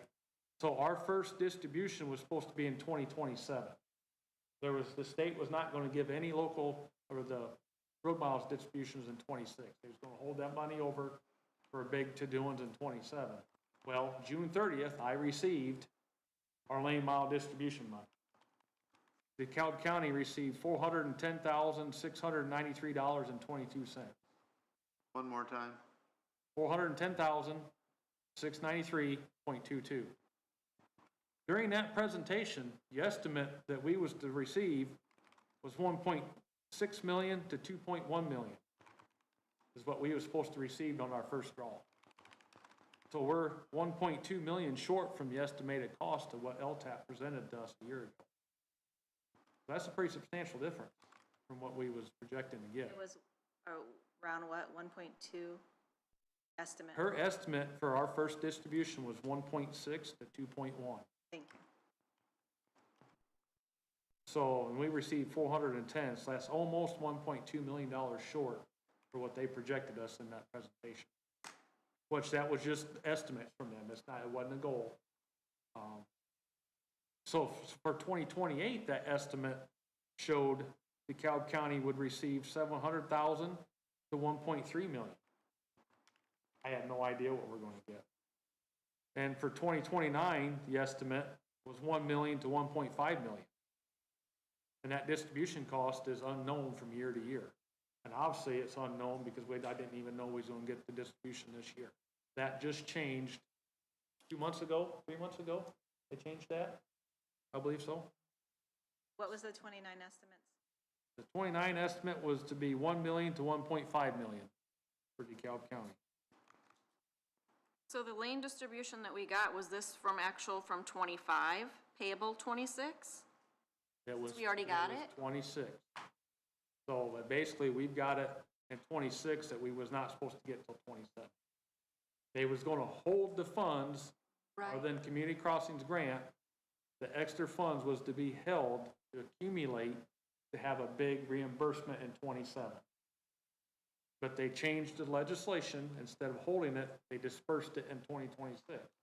But you got to remember, they also made other changes because the first change was they took the Community Crossings that was, I forget how many, 200 and, I forget how many million it was originally. They cut it down to 100 million, okay?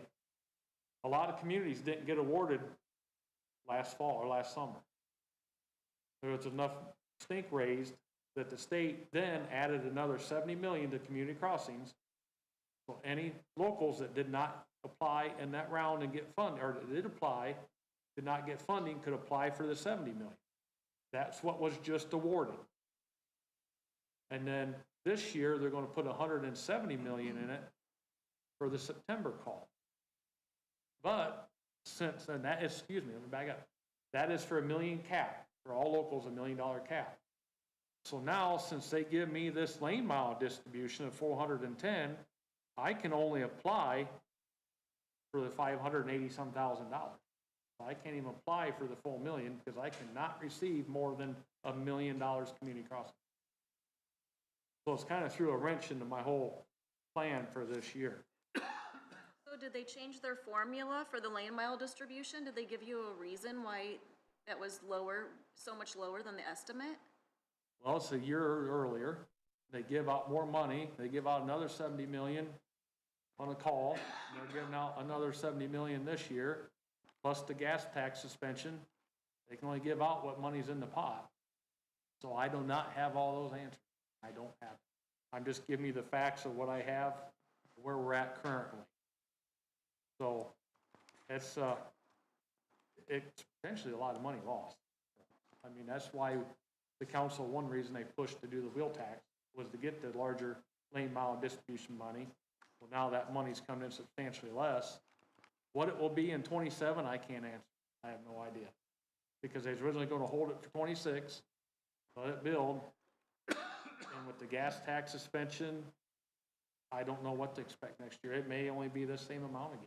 It could be $1 million. I don't know. Can't answer that. And back to my question is, how much is the wheel tax bringing in for us? I'm heading there right now. So the wheel tax money, as of today, DeKalb County has received $1,697.41. Well, that doesn't pay for very much. So we're 7.5 months into the year, and the highway department's received $1,697 in wheel tax. That ain't gonna help a whole lot. Unless we got an extreme amount of X, Y's, and Z's in the DeKalb County, they're gonna get astronomical funds. That's not gonna help with that shortfall. Well, and if Garrett and Auburn create their own wheel tax. And they did. And there's that, registrations that we will not. We're gonna lose more. Lose more. So, I mean, that's something you guys are gonna have to think about. The other big funding that I have is from the county commissioners. They give $1 million a year to the highway department, and even giving upwards to 1.5 million a year. If you guys remember, during that presentation, back June of last year when Jen was here, I believe I was here just before that. And I give you guys a presentation of the highway funds and where we're at and what our funds are coming in at. And last year, we are operating on I've got $2,213,712 deficit each year from where we should be operating. Not where I want to be, where we should be. So if I potentially lose the lighted funds, we're going to be 3.2 million. And that's going to be drastic enough that we're going to have a talk with commissioners about what services will be cut. The money's just not needed. So that's something I hope we don't get into. It's kind of discouraging with the lane mile distribution funds coming in less. I got a question about that, Ben. Currently, the state distributes on road miles versus lane miles, because isn't Indianapolis and the big cities are pushing that they distribute based on the number of lanes versus the number of miles? I know it. Okay. Okay. So that's part of the reduction, because that was one of the arguments that the rural counties had versus the big urban areas, that, I mean, we would lose money because more of it would be directed towards Indianapolis, Fort Wayne. They have like 4 or 5 lane highways, ours is 2, yes. And that is playing a factor into the formula. Okay. But I don't know how it's. I didn't know that had been, I've been hearing a lot of complaints about Indianapolis not getting enough, and there's been a number of articles written on it, but I didn't know that the changes had actually taken place. I'll follow up. Thank you, Tanisha. You're not the only community that's complaining about it. I'm sure. It's Tanisha Weigelt from Butler, Fairman, Seifert. I'm not sure how many of you are familiar with her, but she's a firm that we work with on our bridge inspections and things. I think she come up just to poke at me during my presentation. So.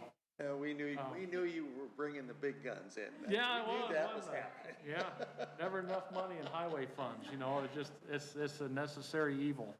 So I had one last thing I wanted to touch on with you guys. Each year I've been up here during my budget presentations, I've always brought up the comment, if we have extra funds, let me know. There's a lot of opportunities to go after federal aid projects, and I'd like to do that, but I knew with the constraints and the things that the county was looking at, I did not want to bring those up until we was a little bit more fiscally ready. Well, I started one, and now that we're getting hit with a whole bunch of other things, but I'm in it, I'm moving forward with it so far. I went to the commissioners, and they funded a lot of the stage 1 engineering. We are looking at County Road 60 over here between 427 and I-69. I know there's been a lot of talk about that being an interchange, but that's not going to happen. I don't think, for one, the hydraulics aren't going to support that drastic a change there, that too much floodplain there. And I've talked to some pretty high ups at the state that wasn't even aware of that even becoming an option. And if it was, I'm sure I would have heard it from them. So that proceeded me to proceed with this project. Those of you that's not familiar with that, that area floods dramatically down through there. We have a small structure that is actually raised elevation. It's not because the structure is moving, it's on pylons, the ground sink by it, okay? That road, we get an inch of rain, we gotta close. And it stays closed for several days. DeKalb County did see a fatality down there a year ago, unfortunately. And it's just things we don't want to see in the county, and we can prevent as much as possible. And if I remember when we were talking about the wheel tax, that was our most expensive project that was out there. No, it's not. No, I think that was County Road 60. County Road 60 to from St. Joe. 35 to St. Joe's, 22 million. Okay. This one's a little less. Little less? Not much, Only a little bit. Okay. But that project, we're almost through the stage 1 plans. If everything goes good, I could potentially submit for federal aid for that this November. But with that, I'm gonna need to have a commitment of funds from the council. And them funds won't be, they'll be 5 years out. So the next federal aid call, that would be 2032, correct? Yeah, so it'll be a 2032 levy. So all them funds would not have to be there until then. That's when the majority of it would come out. There'd be some that would come out for engineering in the meantime, but that would be minimal versus the construction.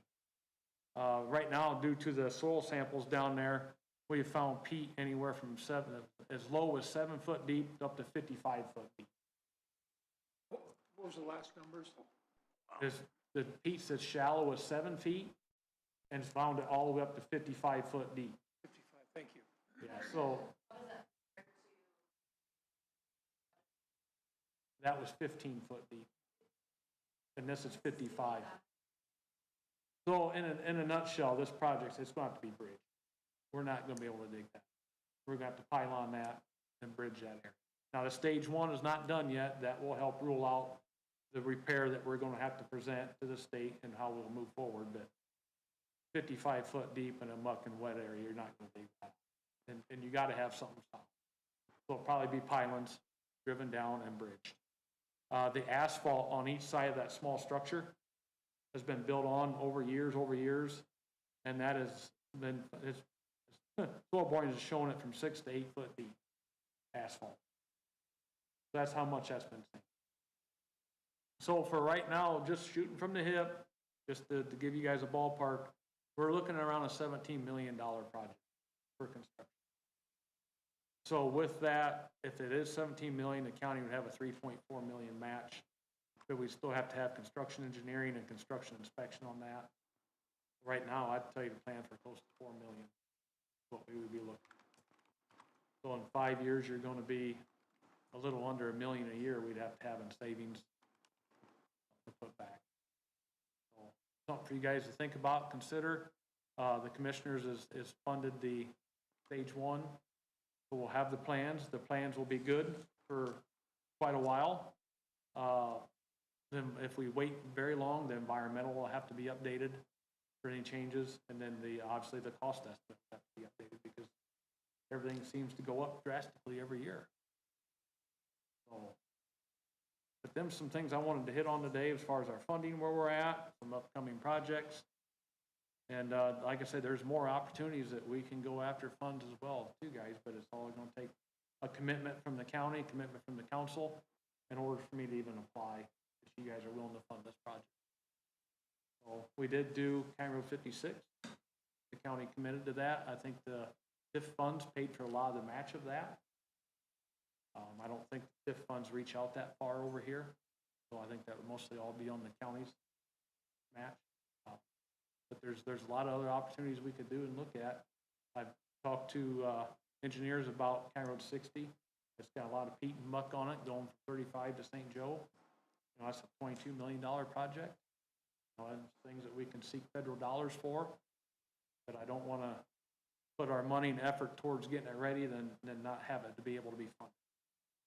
So these are things that council, if they want us, the highway department to proceed, we're going to need a little bit of guidance from you guys. Say, hey, Ben, we can do this. You know, get working on the project, or Ben, we can't. Don't even waste your time and money on it. There's plenty of other things I can put my time and effort and funds towards. So I think that's it. I mean, there's a lot of things I could talk to you guys about, not just roads, but equipment and everything else, but we're doing the best we can with what we got. Anybody else have any questions for Ben? Thank you, Ben, for the updates. Really appreciate them. Hey, that's all right. We appreciate you doing more with less sometimes, so thank you. That's all right. What we got to do is what we'll do.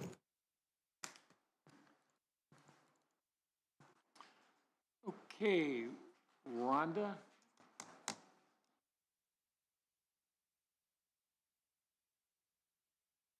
Well, listening to Ben's presentation, mine's much, much simpler. No $1 million request. Okay.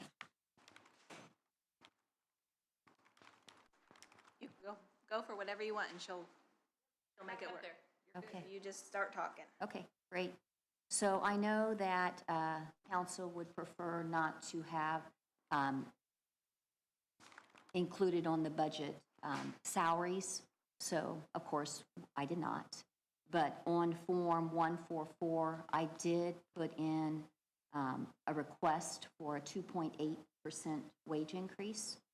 And how I came up with that was projected cost of living for next year. So I think enough said on that. And next, we have a new employee in our department, Megan Brown. She is going to be our VSO assistant. I'm leaving in about 2 weeks to retire. And Samantha Saylor was appointed the new director. And so Samantha hired Megan Brown to be her Veteran Service Officer assistant to do the office managerial duties in the front office. So I'm expecting a smooth transition for that. And I told Samantha, the new director, that I would be available for mentoring. If she needs me, I'll be a phone call away, just the way Brian Lamb and Travis Holcomb was for me. So passing the torch along. Okay. Office supplies. I have not asked for an increase or decrease for that. So everything stays the same. Memorial Day flags. Memorial Day flags are our department's second largest budgeted item next to payroll.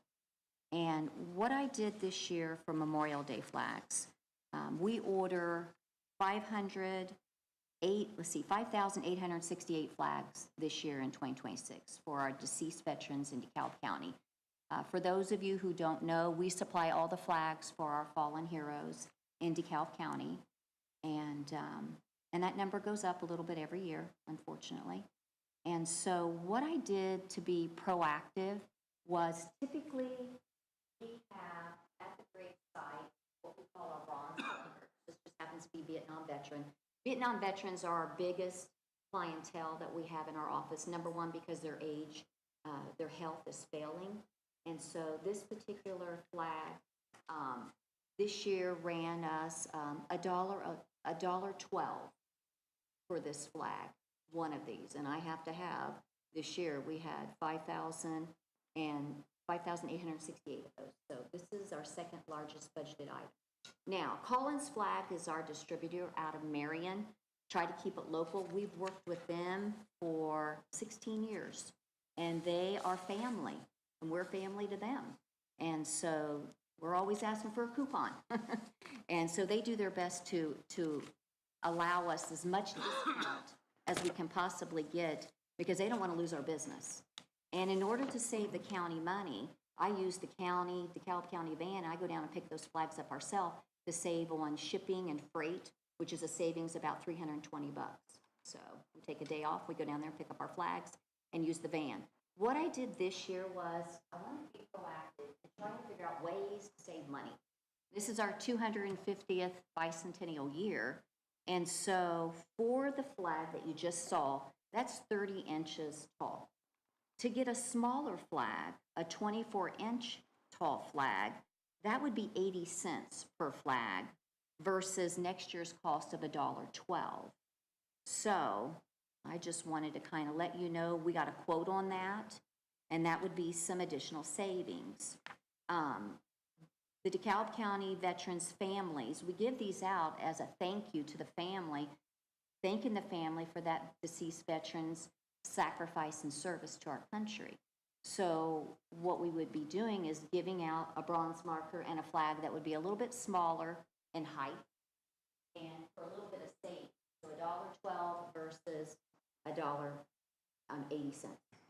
So I thought, you know what? I can put the ball in your court, and you can make the decision if you want to scale back the size on our 250th bicentennial year. And, you know, I'm just trying to think of ways to save the county money. So we were able to get that quote and look at those as options. Okay. Now, what you see on your budget is the one quoted for the 30-inch tall flag. Okay. And you could do the math. 80 cents a flag, needing a total of 5,868 flags. Okay. In addition to the budget for the flags, we also provide the county for all flags.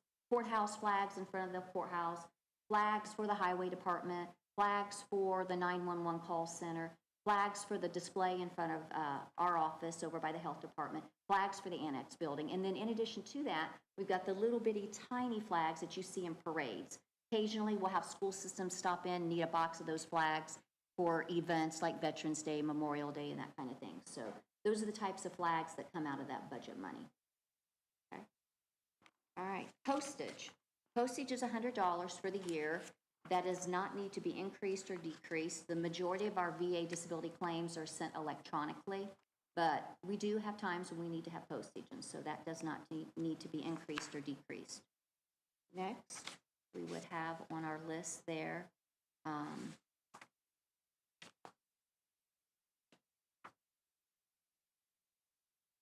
recruitment and advertisement.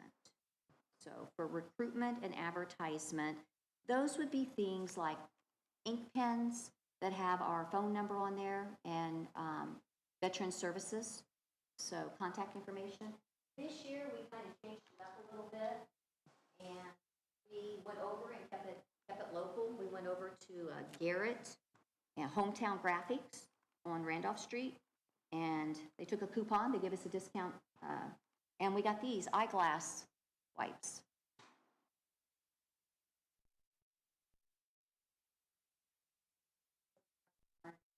So that's what falls under advertising recruitment. That does not need to be increased or decreased.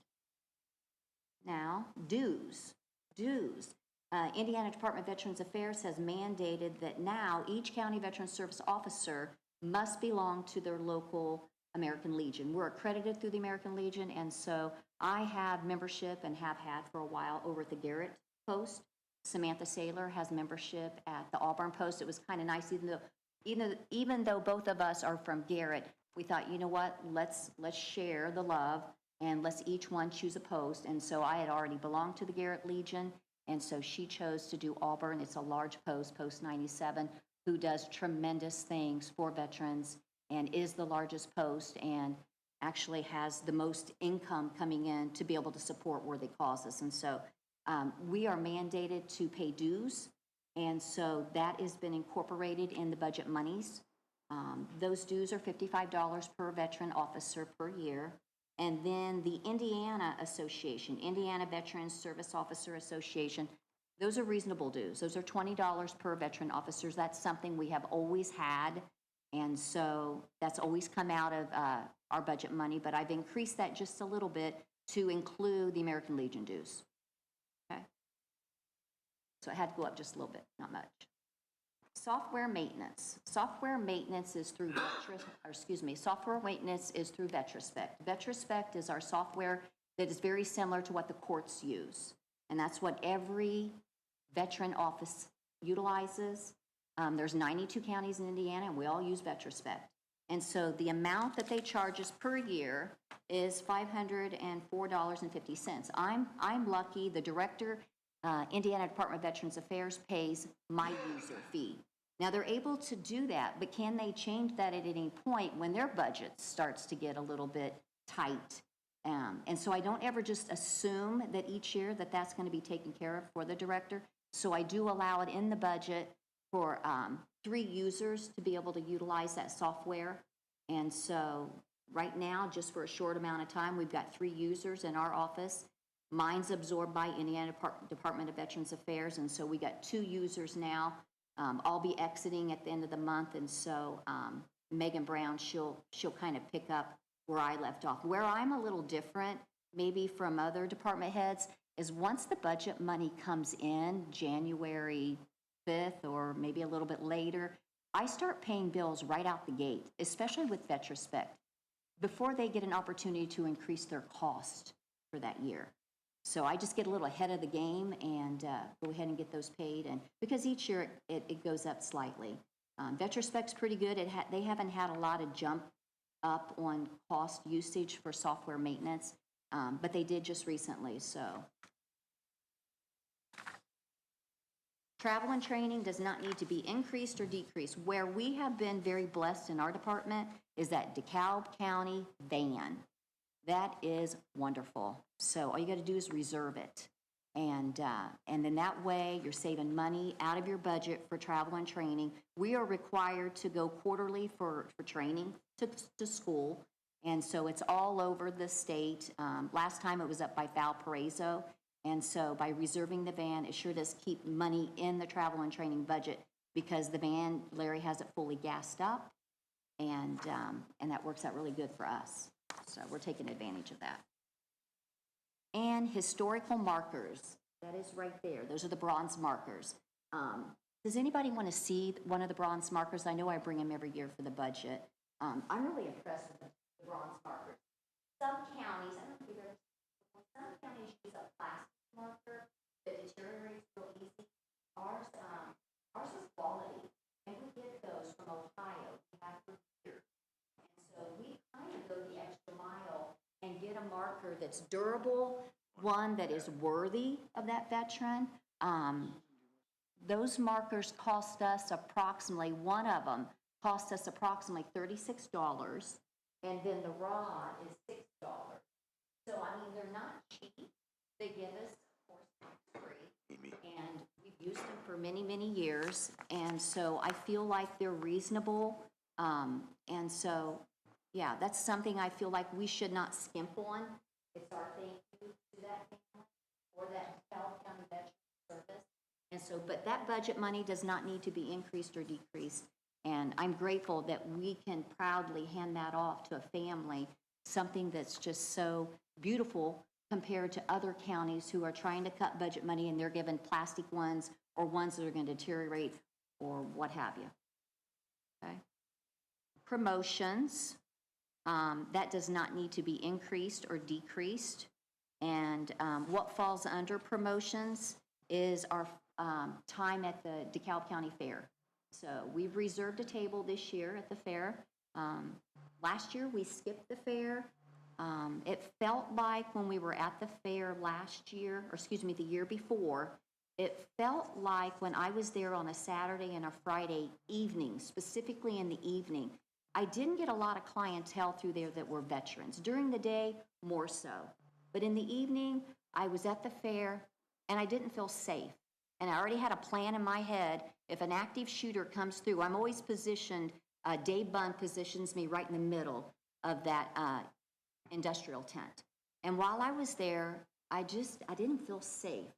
I don't know if it was a feeling of the clientele that was coming through there or what have you, but it was just an intuition for me. I had a plan in my head. If an active shooter comes in, I was going to go out the back of that tent right underneath there, and I already had an exit in my head of what to do. And then we had a shooting last year. You know, it was unfortunate that we had a shooting. But we are back at the fair this year. I know Samantha, when she interviewed, the county commissioners asked her, will there be a presence at the fair where we have somebody from your office present so that veterans in our community know that there is somewhere to go. There's someone to help you. If you've got a question about benefits, if you're struggling and you need to figure out a way to get income, there's certain benefits that we can put through quickly. and get help for those veterans. And so we're back at the fair. I'm not sure that we will be there in the evening so much, but during the day. I think that's where we get the majority of our veterans coming through the industrial tent during the day. So that's what that money comes out of. Amy and I have talked about Dave Bunn maybe providing us a table at no cost, and that is not allowed. We have really tried to really, talk with him. Can you do this? The health department has a presence at the fair as well, and they don't get the luxury of getting their table, their station at no cost either. I wish that could somehow be changed, but I'm sure it has to do with budget money. Furniture and fixtures, that does not need to be increased or decreased, neither does equipment. And what kind of questions do you have for me? Just a comment. Yes. Excuse me. Thank you for all you do. You do a tremendous job in your office. I know many veterans that really depended on you for help, and you've guided them in many different directions. Very seldom do I editorialize, but I'm going to take an opportunity here. We wouldn't be here without our veterans. I mean, that's just a given fact. And I think if it's between a small flag and a larger flag, that larger flag is a small token of thank you from the county to remember them. And when you drive by a cemetery, it's very visible. And if we would need the money, I would head up a private fundraising group to make that up. But I think that's just a small token of appreciation for all the sacrifices that they've done. Because like I say, we wouldn't be here without our veterans. Thank you. And thank you. Yeah. You know, the other amazing thing is that not only Rhonda, but the previous directors, Oh, yeah. the veterans are still coming from other counties because our office provides the exceptional service to them. Thanks. Thank you very much. Well, And I'll have to agree with them. I wouldn't go to smaller flags. I got one of my dad's, and it looks so nice, everything. And I would try something different before we go to a smaller flag, because that sticks out when you drive through our cemetery for all those veterans and everything. if anyone ever needs a fresh flag, swing in. We can hand you a fresh flag. Yeah, you get a brand new one at Memorial Day, but sometimes they get tattered. And Rhonda, I do want to thank you too. I know personally, my husband and my dad have both really relied on your office, and you guys have always stepped up, but you also treat people with respect. The auditor's office specifically, we get all of the veterans that you're sending to us for property tax exemptions, and we've yet to hear a complaint about how thorough you are and how you make people feel valued. So we appreciate that, although we will miss you. Thank you. We appreciate that. When I got the blessing of being able to step into this role, I knew I had big shoes to fill. And if you show up for work every day and dig your heels in and learn, it's going to be okay. And God has blessed that off so much. I have a reputation sometimes, and you may have heard it, that we'll just say a prayer before I hit submit on the claim. And we ask for God's will be done.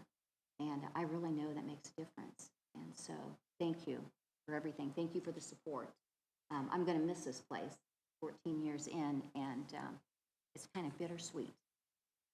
Thank you. For the record, I'd like to also note that this is the first time in many years, many years, Bill Van Wy has agreed with anything I've said.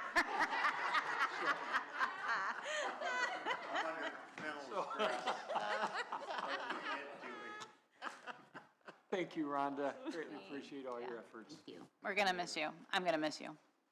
Yeah. Okay, it's now lunch break. If we can, let's get back in about an hour, be a little bit before 1, and if we've got anybody else that... I have, just to confirm, I've got Brady coming over, the sheriff is coming over at 1 o'clock. Uh-huh. And I've asked the surveyor, I haven't heard back from them yet, if they can come any earlier.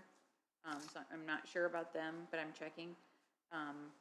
The extension office said that they were gonna try to come over early. I told them we go to lunch from 12 to 1, so anyway. And then Becky Calhoun with Drug Free is the only other one. She had requested the latest time, and so I'm not sure if she can change her time or not, but I requested it anyway. Thank you. Yep. Thanks, Jody. Really appreciate it. Welcome. Okay. I'm assuming not. We haven't heard anything. No, I have reached out a couple times and I haven't heard.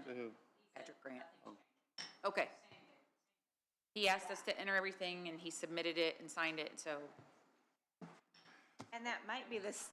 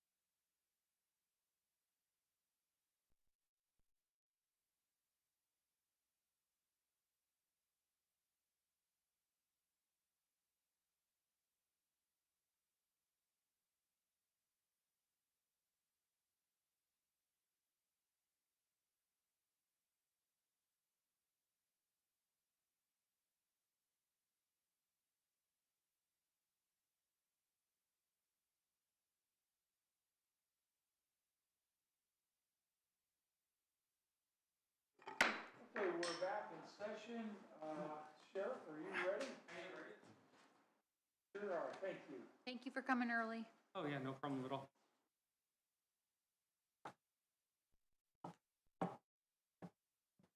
Okay, so starting off, I think this will be fairly brief. I don't think there's a whole lot of changes in the budget for the sheriff's office. But starting off with the general fund, much of it was left the same as requested. The merit board members that we have, those that pay stayed the same. We have on-call for our detectives and transport that all stayed at the $25 per day for being on call. Part-time hourly rate stayed the same, and then outside of our pay matrix that we have for the deputies, that stayed the same. But there are 3 deputies that are going to reach their next milestone. The pay matrix works on a 5, 10, 15, and 20-year scale. So we have 3 deputies that are going to reach their 10-year next year in 2027. So their pay would go up because of the matrix. Some other increases that we'll have in the budget due to contracts that we have at the sheriff's office is the medical contracting that we have through QCC. They provide all of our medical services in the jail, a full-time nurse and an on-call physician. So that contract is going up roughly $7,000 a year, a total $183,000 and some change. And then the other big contract we have is with Canteen Food Services. They do their contract based on, I think it's the consumer price index. And so as food costs go up, that's how they do it. And that's 3.8% next year. So that's a $12,000 increase for the entire year for their contract. Some of the decreases that we have in the budget, we decreased our ammo and flares account by $15,000 and moved some of that money into one of the newer positions we have for the animal control officer. We've had some expenses with that this year, and so a new account has been created for that. So $2,400 was moved to the animal control services account. And also we moved some to our petroleum products for patrol all of our vehicles, just general increases in fuel costs. We have a insurance policy for our reserves, and we don't have as many reserves, so we're able to reduce that a little bit, $100, so that was a decrease. Another decrease that we had was Spillman is our police database that everybody here in DeKalb County uses, and took a look at that invoice that we've had and was able to cut out some services that have not forever been used through that system. So we were able to reduce that by $4,000, and that money was also moved to the animal control supplies account. Another small decrease we had was, it says Butler PD contract. The city of Butler contracts with the county to provide police coverage in times that they're shorthanded for vacations and that type of things. So Butler pays the county, and then the county pays the deputy. So an account was created for that. They don't have that lack of coverage as often, so we're doing that less. So we were able to bring that down a little bit. Back to the new accounts that I mentioned that were created, the animal control supplies requested $4,000 in that account. Those are things like just miscellaneous supplies that are needed, syringes, body bags, respirator cartridges, and cleaning supplies. And then the animal control services, $2,400 for that, for autopsies that are performed on animals when that's necessary. And then a company that's we're contracted with called Trusted Journey that disposes of animals when that's necessary. Once they've been euthanized, they have to be disposed of properly by laws because of the chemicals that are used. One of the things that I wanted to touch on to the council was when it comes to the pay matrix, the pay for the deputies. Frequently, what we're doing is competing with area agencies. Oftentimes, when you have someone that wants to get into law enforcement, they apply just like anyone else would. If you get a degree, you go out and apply to several companies. It's very similar in the law enforcement world. They go out and apply to several law enforcement agencies that may be within a vicinity of their home. So oftentimes we're competing with Allen County, Noble, Steuben, LaGrange, Fort Wayne, State Police, and then all the local agencies here. And Allen County is at about, they start their deputies at about 73,000 right now. Steuben County is at 64, Noble is at 65, and LaGrange at 66. The Auburn Police Department is starting their first class patrolman at 69,000 a year. We're currently at 64,000 for a deputy when they start starting pay. So I don't think that's egregiously under, the ones that we can compete with. Some of them we just simply aren't going to be able to compete with pay-wise because of, well, their budgets are different. So I do understand some of them we simply aren't going to match. What I would ask the council to keep in mind as all this is considered is when we look at that, the process to hire a new deputy, we have to advertise. We usually advertise for about a month so we can get a pool of deputies in our process. Then that application process, once we start it, is about 3 to 4 months. They go through an FTO program. They go to the Law Enforcement Academy for 3 months down in Indy. They drive back and forth every single week. They come home on the weekends for that. So a lot of driving back and forth for that 3 months. Then they do another field training program and they get back before they start on their own as a full-fledged deputy that's out handling calls by themselves. So that process is a minimum of a year, depending on the timeframes of some of the field training programs. And that's just starting as a brand new deputy. That doesn't account for the lack of experience that they're going to have at that time. So I'm just trying to emphasize the amount of resources and time and commitment and money that the county puts into the new deputies. So I'm requesting that the council keep that in mind when they consider the pay. I'm not requesting something that's 10 to 15% to where, we're up in the $75,000, but a small adjustment that would keep us competitive. And I would say we're competitive. We're within the ballpark. Like I said, we're not egregiously behind anybody, but if we don't make small adjustments and move forward with everybody else, then we will start to fall behind. So comparing to nearby counties, DeKalb is about 3,000 below the local average when you look at Northeast Indiana counties, and which is because Allen County is, I think, moves that needle a little bit. We're 1,900 below the median of that. Yes. The base or the beginning salary for a road officer. When I was with the city, on city council, that first class patrolman's pay was what drove the pension amounts or costs. Is that the same way with the county? Yeah, the sheriffs, the deputies are on a separate pension. They contribute 3% to that pension, and then their pension is based on their highest 5 years of pay. But what does the county put into that? And is that, I get, maybe I'm not thinking it correctly or I'm not explaining.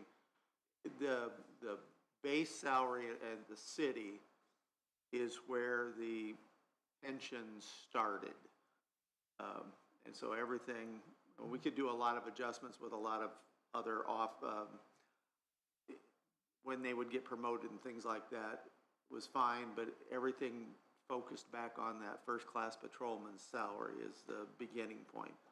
Is that the way our pension works, or is it based on their highest pay at the end? I think I understand your question, and it's not based on what you're making when you start. Okay. It's based on your highest 5 years, which is typically going to be your last 5 years oftentimes. But yeah, it's based on the average of your 5 highest years. And then the matrix that we're using and have used for probably about 6 years now, maybe? That's right.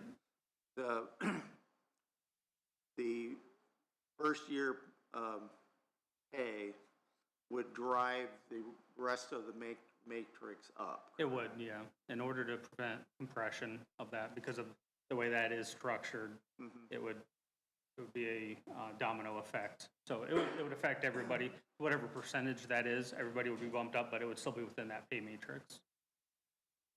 And just, you know, Brady and I have talked about this, and I've talked to other departments and other people about this. You know, this is an ongoing issue.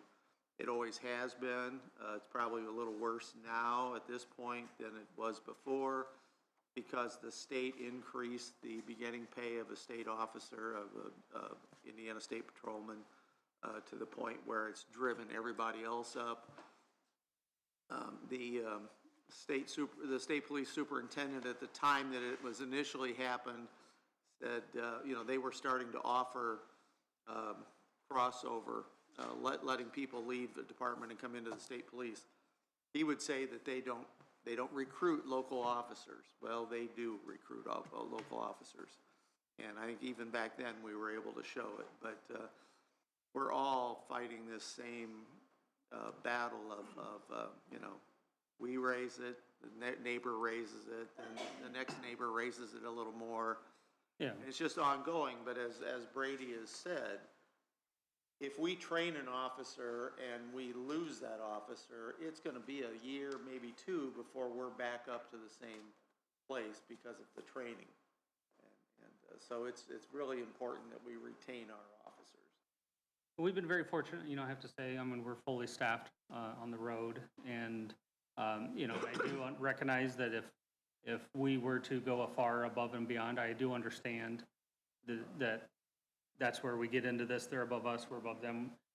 You know, if the deputies at $69,500 a year would put us right in the middle there to be able to compete with the Auburn Police Department's wage. That's where they're starting, and that would, you know, we don't want to be in a boat where we're chasing in the future. You know, we want to try to keep up with it and stay competitive so that, you know, a couple years from now, we're not talking about being down 5 deputies and how we need to try to catch up because we're 15,000 behind everybody else. So my request is to stay competitive so we can retain our people. Which I think in the not so distant past, we were in that position where all of a sudden we had to jump up quite a bit because we had fallen behind. Yeah. But we have, you know, an excellent department, and they're all pretty dedicated to DeKalb County. And, you know, some of them may leave not so much for the money, but for opportunities. When you've got a small department, there's only so many positions and so many different types of specialty. Maybe they can't be in that particular specialty in a department this size, but if they were to move to Fort Wayne or to the state police, there'd be other opportunities. So we have to also consider those things. I do agree. I mean, if someone wants to go to work for Fort Wayne City Police, they have tons of opportunity, other opportunities we simply don't have here in DeKalb County.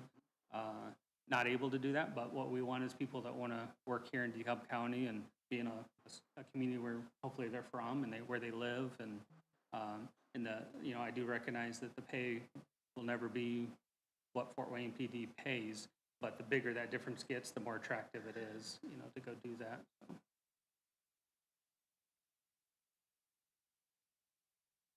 Any other questions?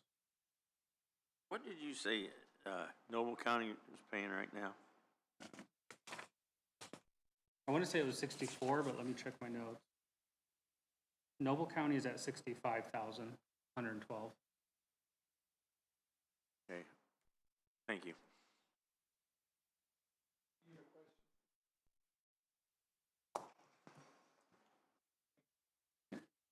Thanks, Brady. Thank you. Thank you very much. Hey, Rick, have you, right here, I've heard that Noble County was going to give 4%. Have you heard anything out there? I have not heard from anybody over there. I can. Well, I can find out too. Yeah, we can ask. I think Probably Noble County and Steuben County are the ones that we'll be competing with. Well, that's what I say, if we're right with that 65, but if they give 4%, that's quite a jump there a little bit.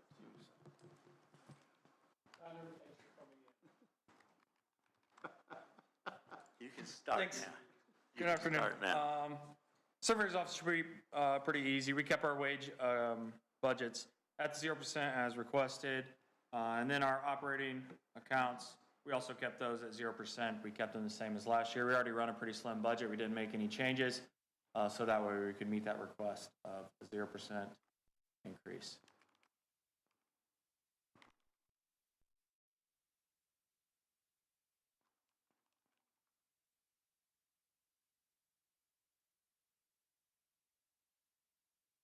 You've got all your vehicles up to date and everything. You don't need anything new as far as vehicles or anything. Nope, our vehicles are pretty good as is. Yep, we're in a pretty good situation. Our motor pool.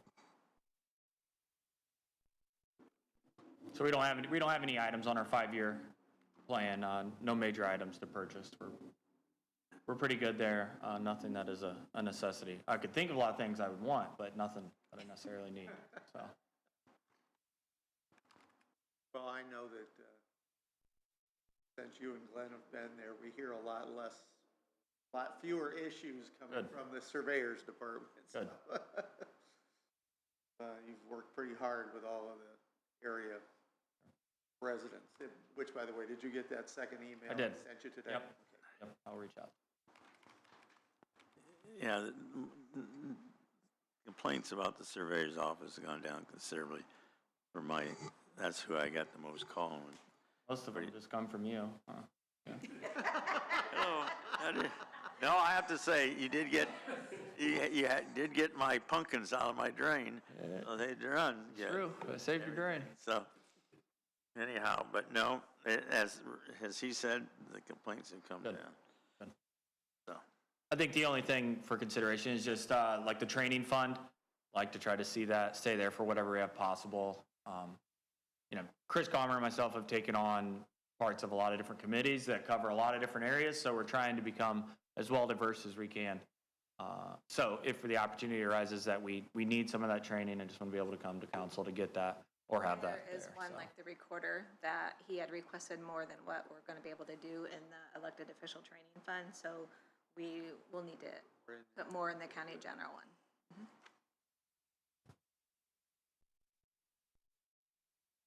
Which you've asked for right here, right? Asked for 3,500 out of county Yep. Which, But that doesn't go very far for Oh, no, absolutely. training opportunities, so. And then this is where you had wanted this to be higher here, and that's what we're Correct. saying that we can't Yep. give you more of. That so we'll one- increase that. That was 4. He requested 4. Yep. He did. So we need to put the 2 in. Yep. That's what we had previously, I believe was 4. Yeah, that's a fund for Glenn and I. The rest of the office comes out of that 3,500. But 2,000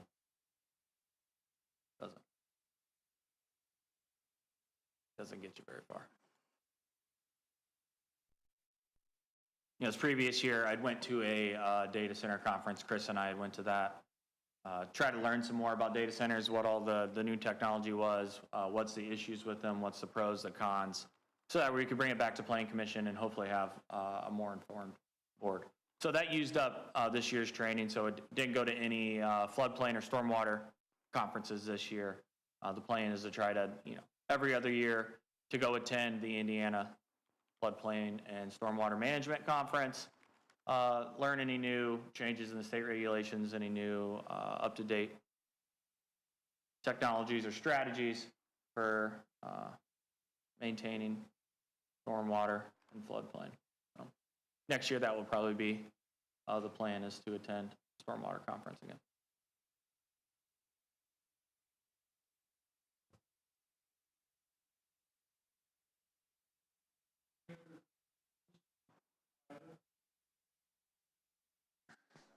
Okay. Yep. Thank you, guys. Thanks for coming early.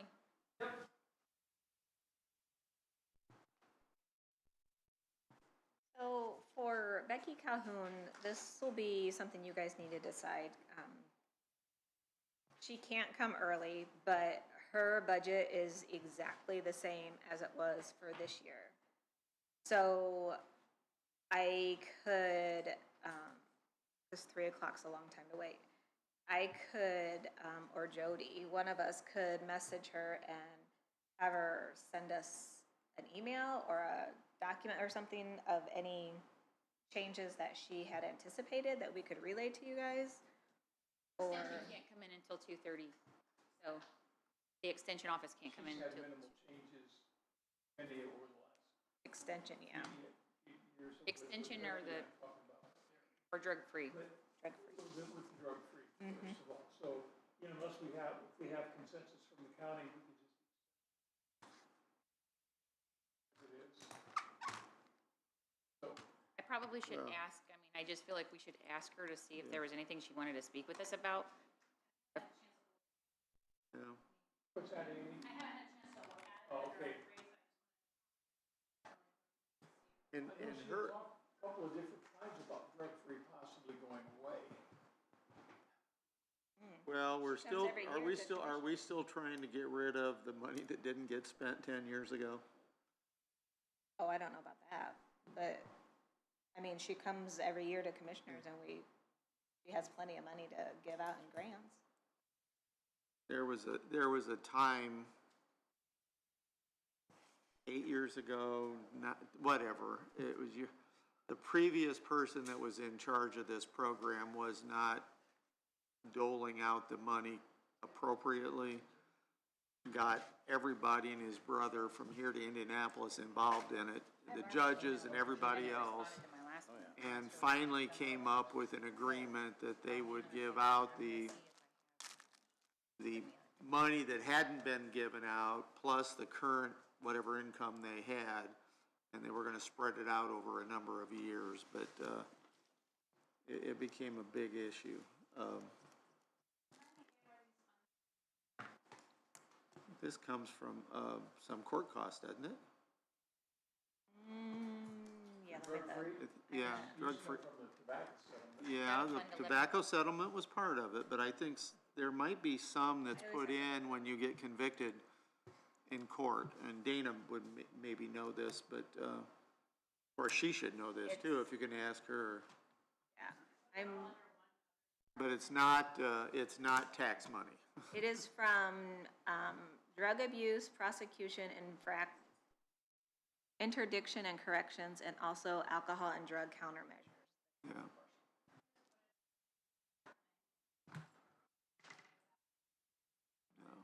No, it has. Yes. Hmm? But again, it's money it's not tax money, it's coming in from fines and stuff that they're paying. But if I remember right, it was, because we had Indianapolis and everybody involved. I'm trying. I messaged her. Yeah, it was a huge I deal. messaged her like an hour ago before we went to lunch. I emailed her and asked her if she could come in early, but we can try to call her. That or just ask her if there's anything specifically they want to bring up. Because her stuff would all be, does she have the, So back with Becky Calhoun and drug-free, what's council's pleasure? Can you put it up there? What? drug-free, What's that? put that up Oh, yeah, there. yep.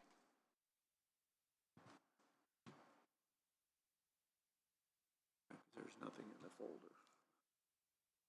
Well, the thing of it is that there was something in the folder. Too.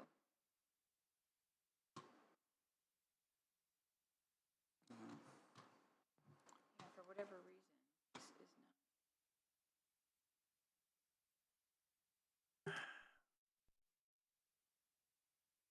And I'm looking in what I brought over. Because I always just save it on my computer.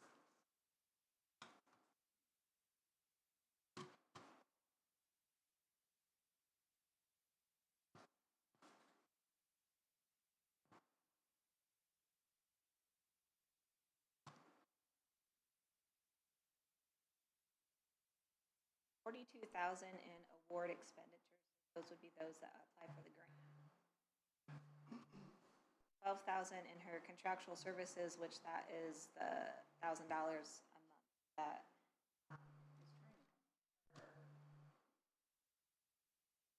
consulting service gets paid. Total budget's 58,000.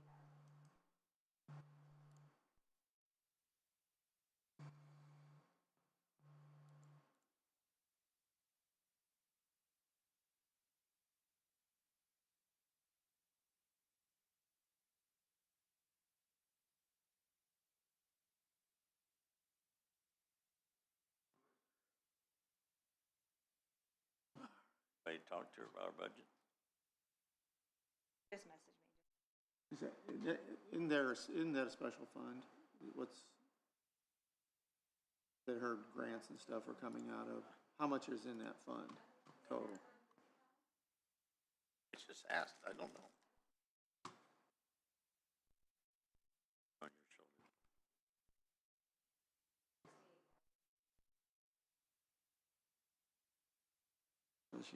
She's not gotten rid of it all yet.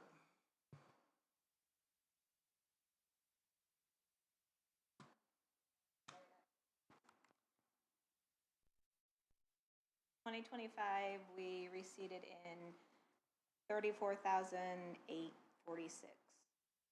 So they're still trying to get rid of, how long has Michael been here? She said there's nothing special or specific that she wanted to tell you, that it's basically the same budget. All right. I just say we approve what she's got. If Amy, previously, the former head of probation was running this. And part of the reason that the former head of probation is no longer here is because of the issues that happened with this. And then it was taken away from them altogether and pushed over here. But this money, the money comes in from sources other than tax money. And there is some, this is not anything we have a lot of control over.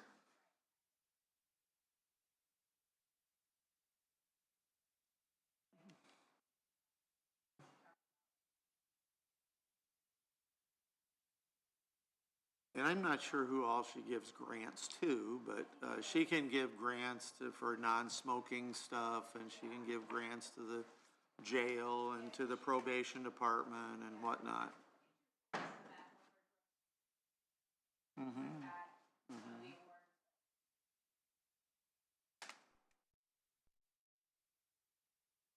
One of those things that we have control, but we have no control. All right, so does that bring us, so that brings us down to weights and measures maybe? Okay, but I was gonna say is, can we look at that one then? If he's not coming in, can we look at that one? Oh, yeah, I can bring it up.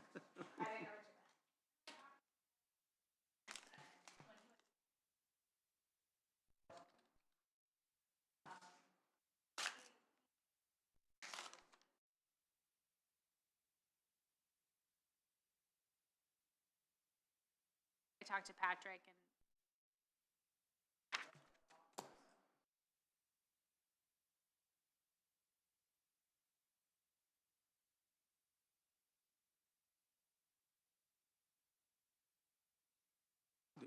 He got a new vehicle last year, this year. yeah. Everything, and he got new equipment for the measuring and all did, that, and yeah. all that works well, and Yeah, it's really nice because he can take it up to the gas station. Think about like a Casey's that has multiple pumps with multiple different kinds of gas in there. He doesn't have to literally take it by hand back to the pump. He can just pull up and it's a nice truck. It works really well. So it's working out really nicely. You should see that those little stickers with little punches getting done sooner. So, which is nice. because he only works half-time, doesn't he? Yeah, he is only part-time. Correct.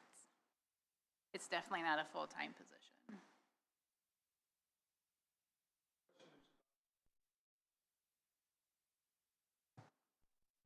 I've not paid attention to the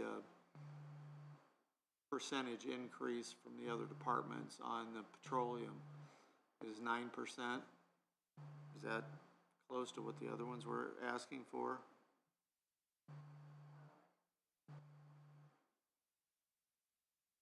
I mean, it doesn't sound unreasonable because he's all over the county, checking everywhere. Pardon? Probably not. Yeah. When he was there last, yeah.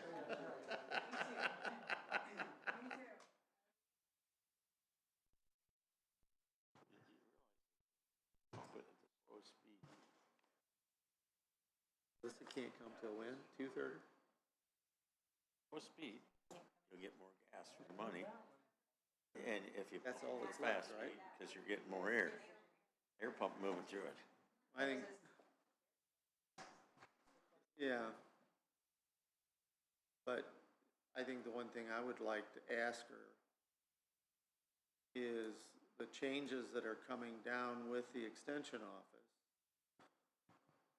Does she need as much room as she's currently got for the extension office? I mean, that would be the big question with her, because how this new regionalization thing is gonna work, I don't know. So Effie is coming for Alicia, is not. Okay.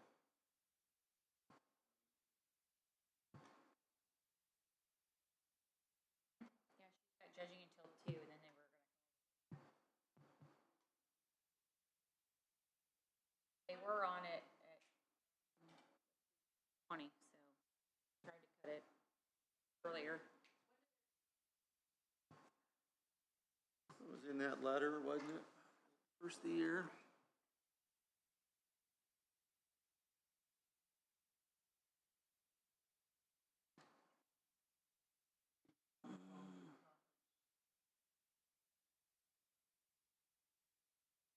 He's judging at 4-H, so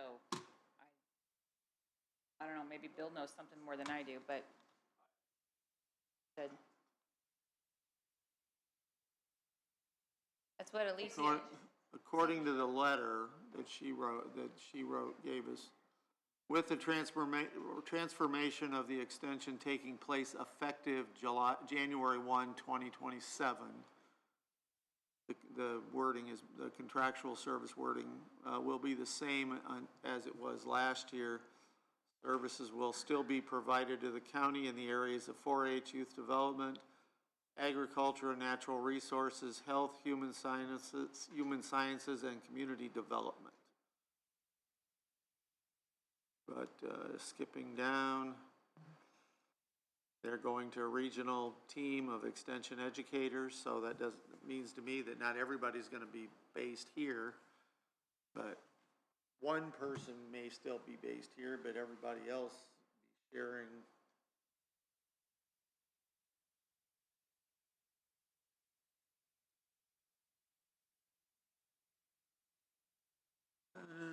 I think that was addressed in here too. Right here. 140, I think, for that contract. Let's see here. The contractual services line item has increased by 2.4%, $3,330.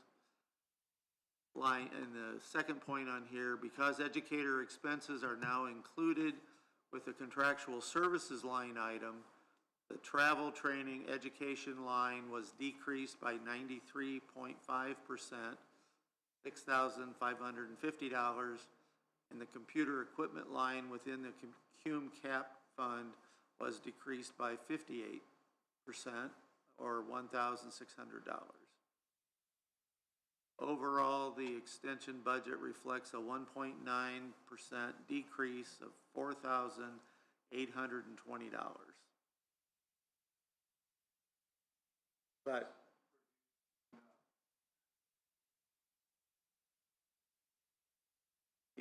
included in their fee, but and this is strictly a commissioner's decision. It is, but if they don't, and they have, I think the space study found that the extension office had an excessive amount of space to begin with. The commissioners have been looking for a place to relocate Chris Gallmer and the GIS people, get them out of that red brick building into an appropriate place. If we can find a different, if they don't need as much space as they've got, if we can find a different place for them and put Chris and the GIS staff in the actual annex building would be better for them. But you all, I mean, we still have to provide something for the extension office. Just a matter of how much space and where. Dottie said that Rick is talking about the extension educators, not their clerical staff, Brenda and Heather being reassigned. So two of them will be reassigned.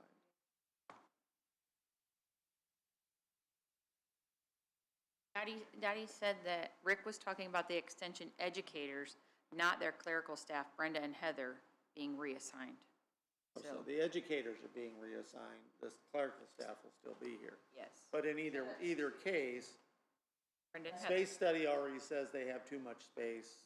What can we do to rearrange that? But that's a commissioner issue, that's not us. That's for them to think about. But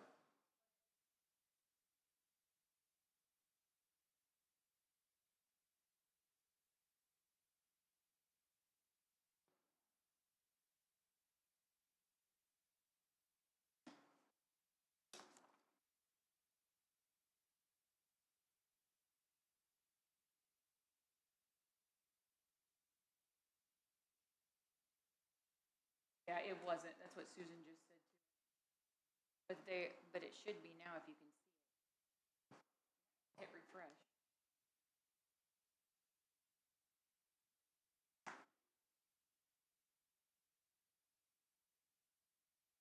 You're talking about extension, right?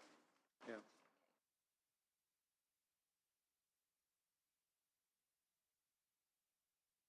Anybody else?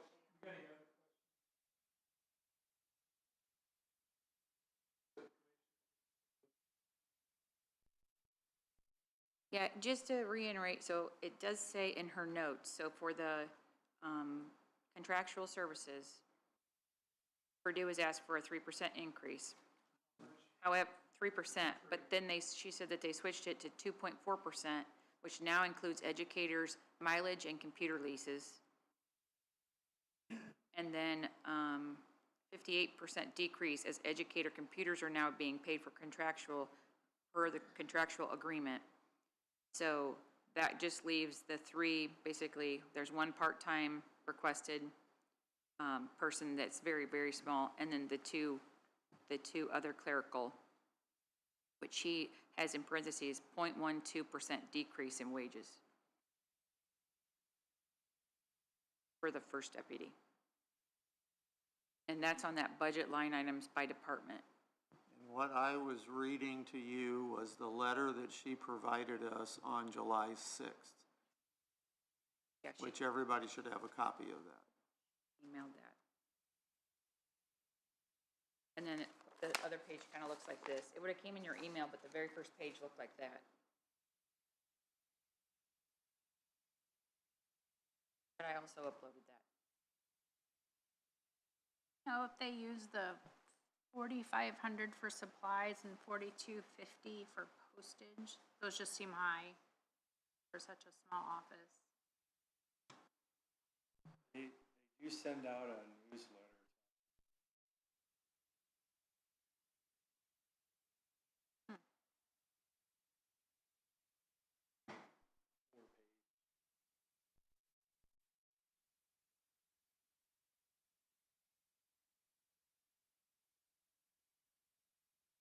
We can look at that. Does that have a percentage on it? Are we missing a column there? Well, we took that off because Susan said a lot of times that percentage isn't correct. Okay, all right. Well, if it's not gonna, there might be a. For whatever reason. Yeah. 67 said that some of them were off. Okay. I think All it's right. because one of them's adopted and one of them's requested, so. Okay. That,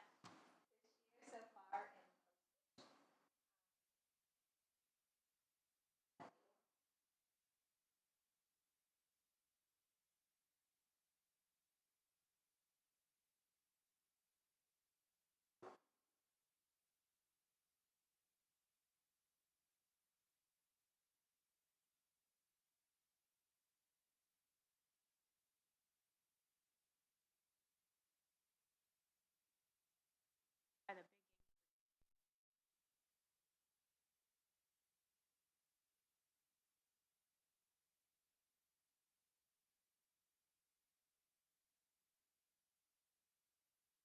they didn't spend it all. I guess that's what.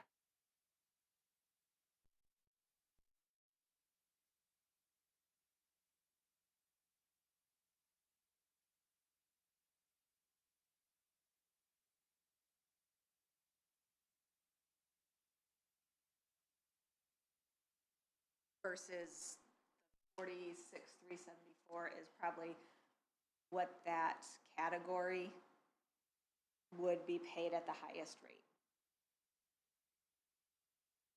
I don't have any problem.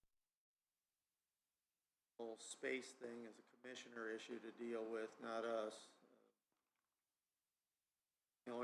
The only reason I bring it up is we have been trying to find a better spot for Chris and GIS, which is very, very important for a long time. If we can have. It's junk in the basement. The sheriff has got fingerprints from 100 years ago down in the basement, and there's some other stuff, but a lot of it, fingerprints and all that, they'll be dealt with separately, but all the other stuff's just junk. Truthfully, the building could be torn down and made additional parking space. I think that's what the space study recommended. What's that? Isn't that what the space study recommended, was just to I have believe that? it did. They just said tear it down. Yeah, because we don't want to have to maintain that building. I still, to this day, when they tore everything else down in that block, why did they leave that red brick building standing? I have no idea. But it's terrible. You know, when I first moved to Auburn, there was the Clock Tavern was in that block. There was some type of I don't think there was a meat market there, because there was a meat market where Cruz's building is. There was a locker there, and there was something to do with eggs, some poultry thing that was there. And maybe that's the locker. But they tore it all down about 45 days after I moved to Auburn. So, but anyway, you know, for years we've been trying to find something better for building development. We keep pushing him off. You know, yesterday, Michael Lapham wants new carpet, and I said, well, we've denied Chris for so many years. You know, and granted, Michael needs new carpet in his office, but hopefully this gives hopefully whatever change is happening with extension office will give the commissioners an opportunity to take care of a couple other issues. Okay, does anybody else have anything to bring to the council? So are we supposed to let her know not to come? Extension? Let her know. Yeah, or there's no reason to. The only thing that, you know, as now these guys have the next 45 days or maybe a little less to work with getting the right numbers in. We still need to determine what we're going to ask for as far as pay increases for the staff. And We're going to 2, 3, and 4, and when do you need to know what the number is that we're going to officially approve? September or the August meeting, or when do you need to know that? Not till September. at the beginning of September is when you guys decide all your cuts and what you're gonna do, but that's the meeting that we advertise prior to. So I always advertise high to be able to adjust for any possible increases in wages. Now, I'll still have to advertise high, because you guys aren't gonna be able to tell us next month whether you're gonna be hard and fast at, yes, 2% or whatever for wages. So I'll still have to advertise high to accommodate for any increase that could be. And the next meeting date is August when, Susan?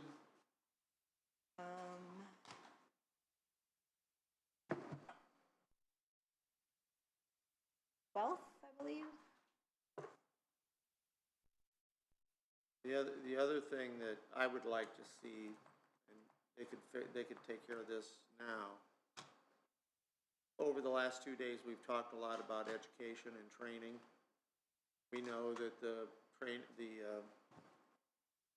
elected officials training fund couldn't accommodate everybody for everything that was necessary. I would like to see that we add into, because they all held the line very well, I would like to see at least $1,000 put in for the training line in their actual department budgets, so that there is sufficient. The ones that I wrote down that I remembered, surveyor commented on it, treasurer's office commented on it, and the recorder's office commented. But I'm sure that Surveyor and recorder are the ones that requested more, that actually are planning on using it, but it's gonna be more than $1,000. Like, I thought we were putting in the difference. Like, if Lita requested 4, we were able to do 2. And if we can do that, fine. I'm fine with that, but let's put it in now so that it's not forgotten. Because we want to encourage them to get the training that they want or need. And they all held the line pretty well. I mean, I think if anybody requested anything excessive, it was due to contractual obligations that they didn't have anything they could do. They couldn't change it. Office holders did a great job. They really did, keeping it flat. And I think the council did a good job. I just want to compliment everybody on the council, because you did your homework, you asked the pertinent questions, and dove under. There was no stones left unturned. So when we walk out of here, there's very little question, and everything was very transparent. So great job, everybody. I think looking into the future, where we're really going to have to, and it's not going to be me, it's not going to be Amy, but we're going to have to figure out ways to supplement the highway funding. And only getting $1,600 in 6 months out of the wheel tax isn't going to be worth a whole lot. Well, and we put on the agenda for next month the wheel tax to have our big discussion on. Anybody else have anything to come before the council? Hearing nothing, we don't need a formal motion to adjourn, because we're good to go. No, you have to have your motion. Any further discussion to come before the council? Okay, what's the vote? Yay or nay on adjourning? Yay, okay. Now we're done. Anybody want to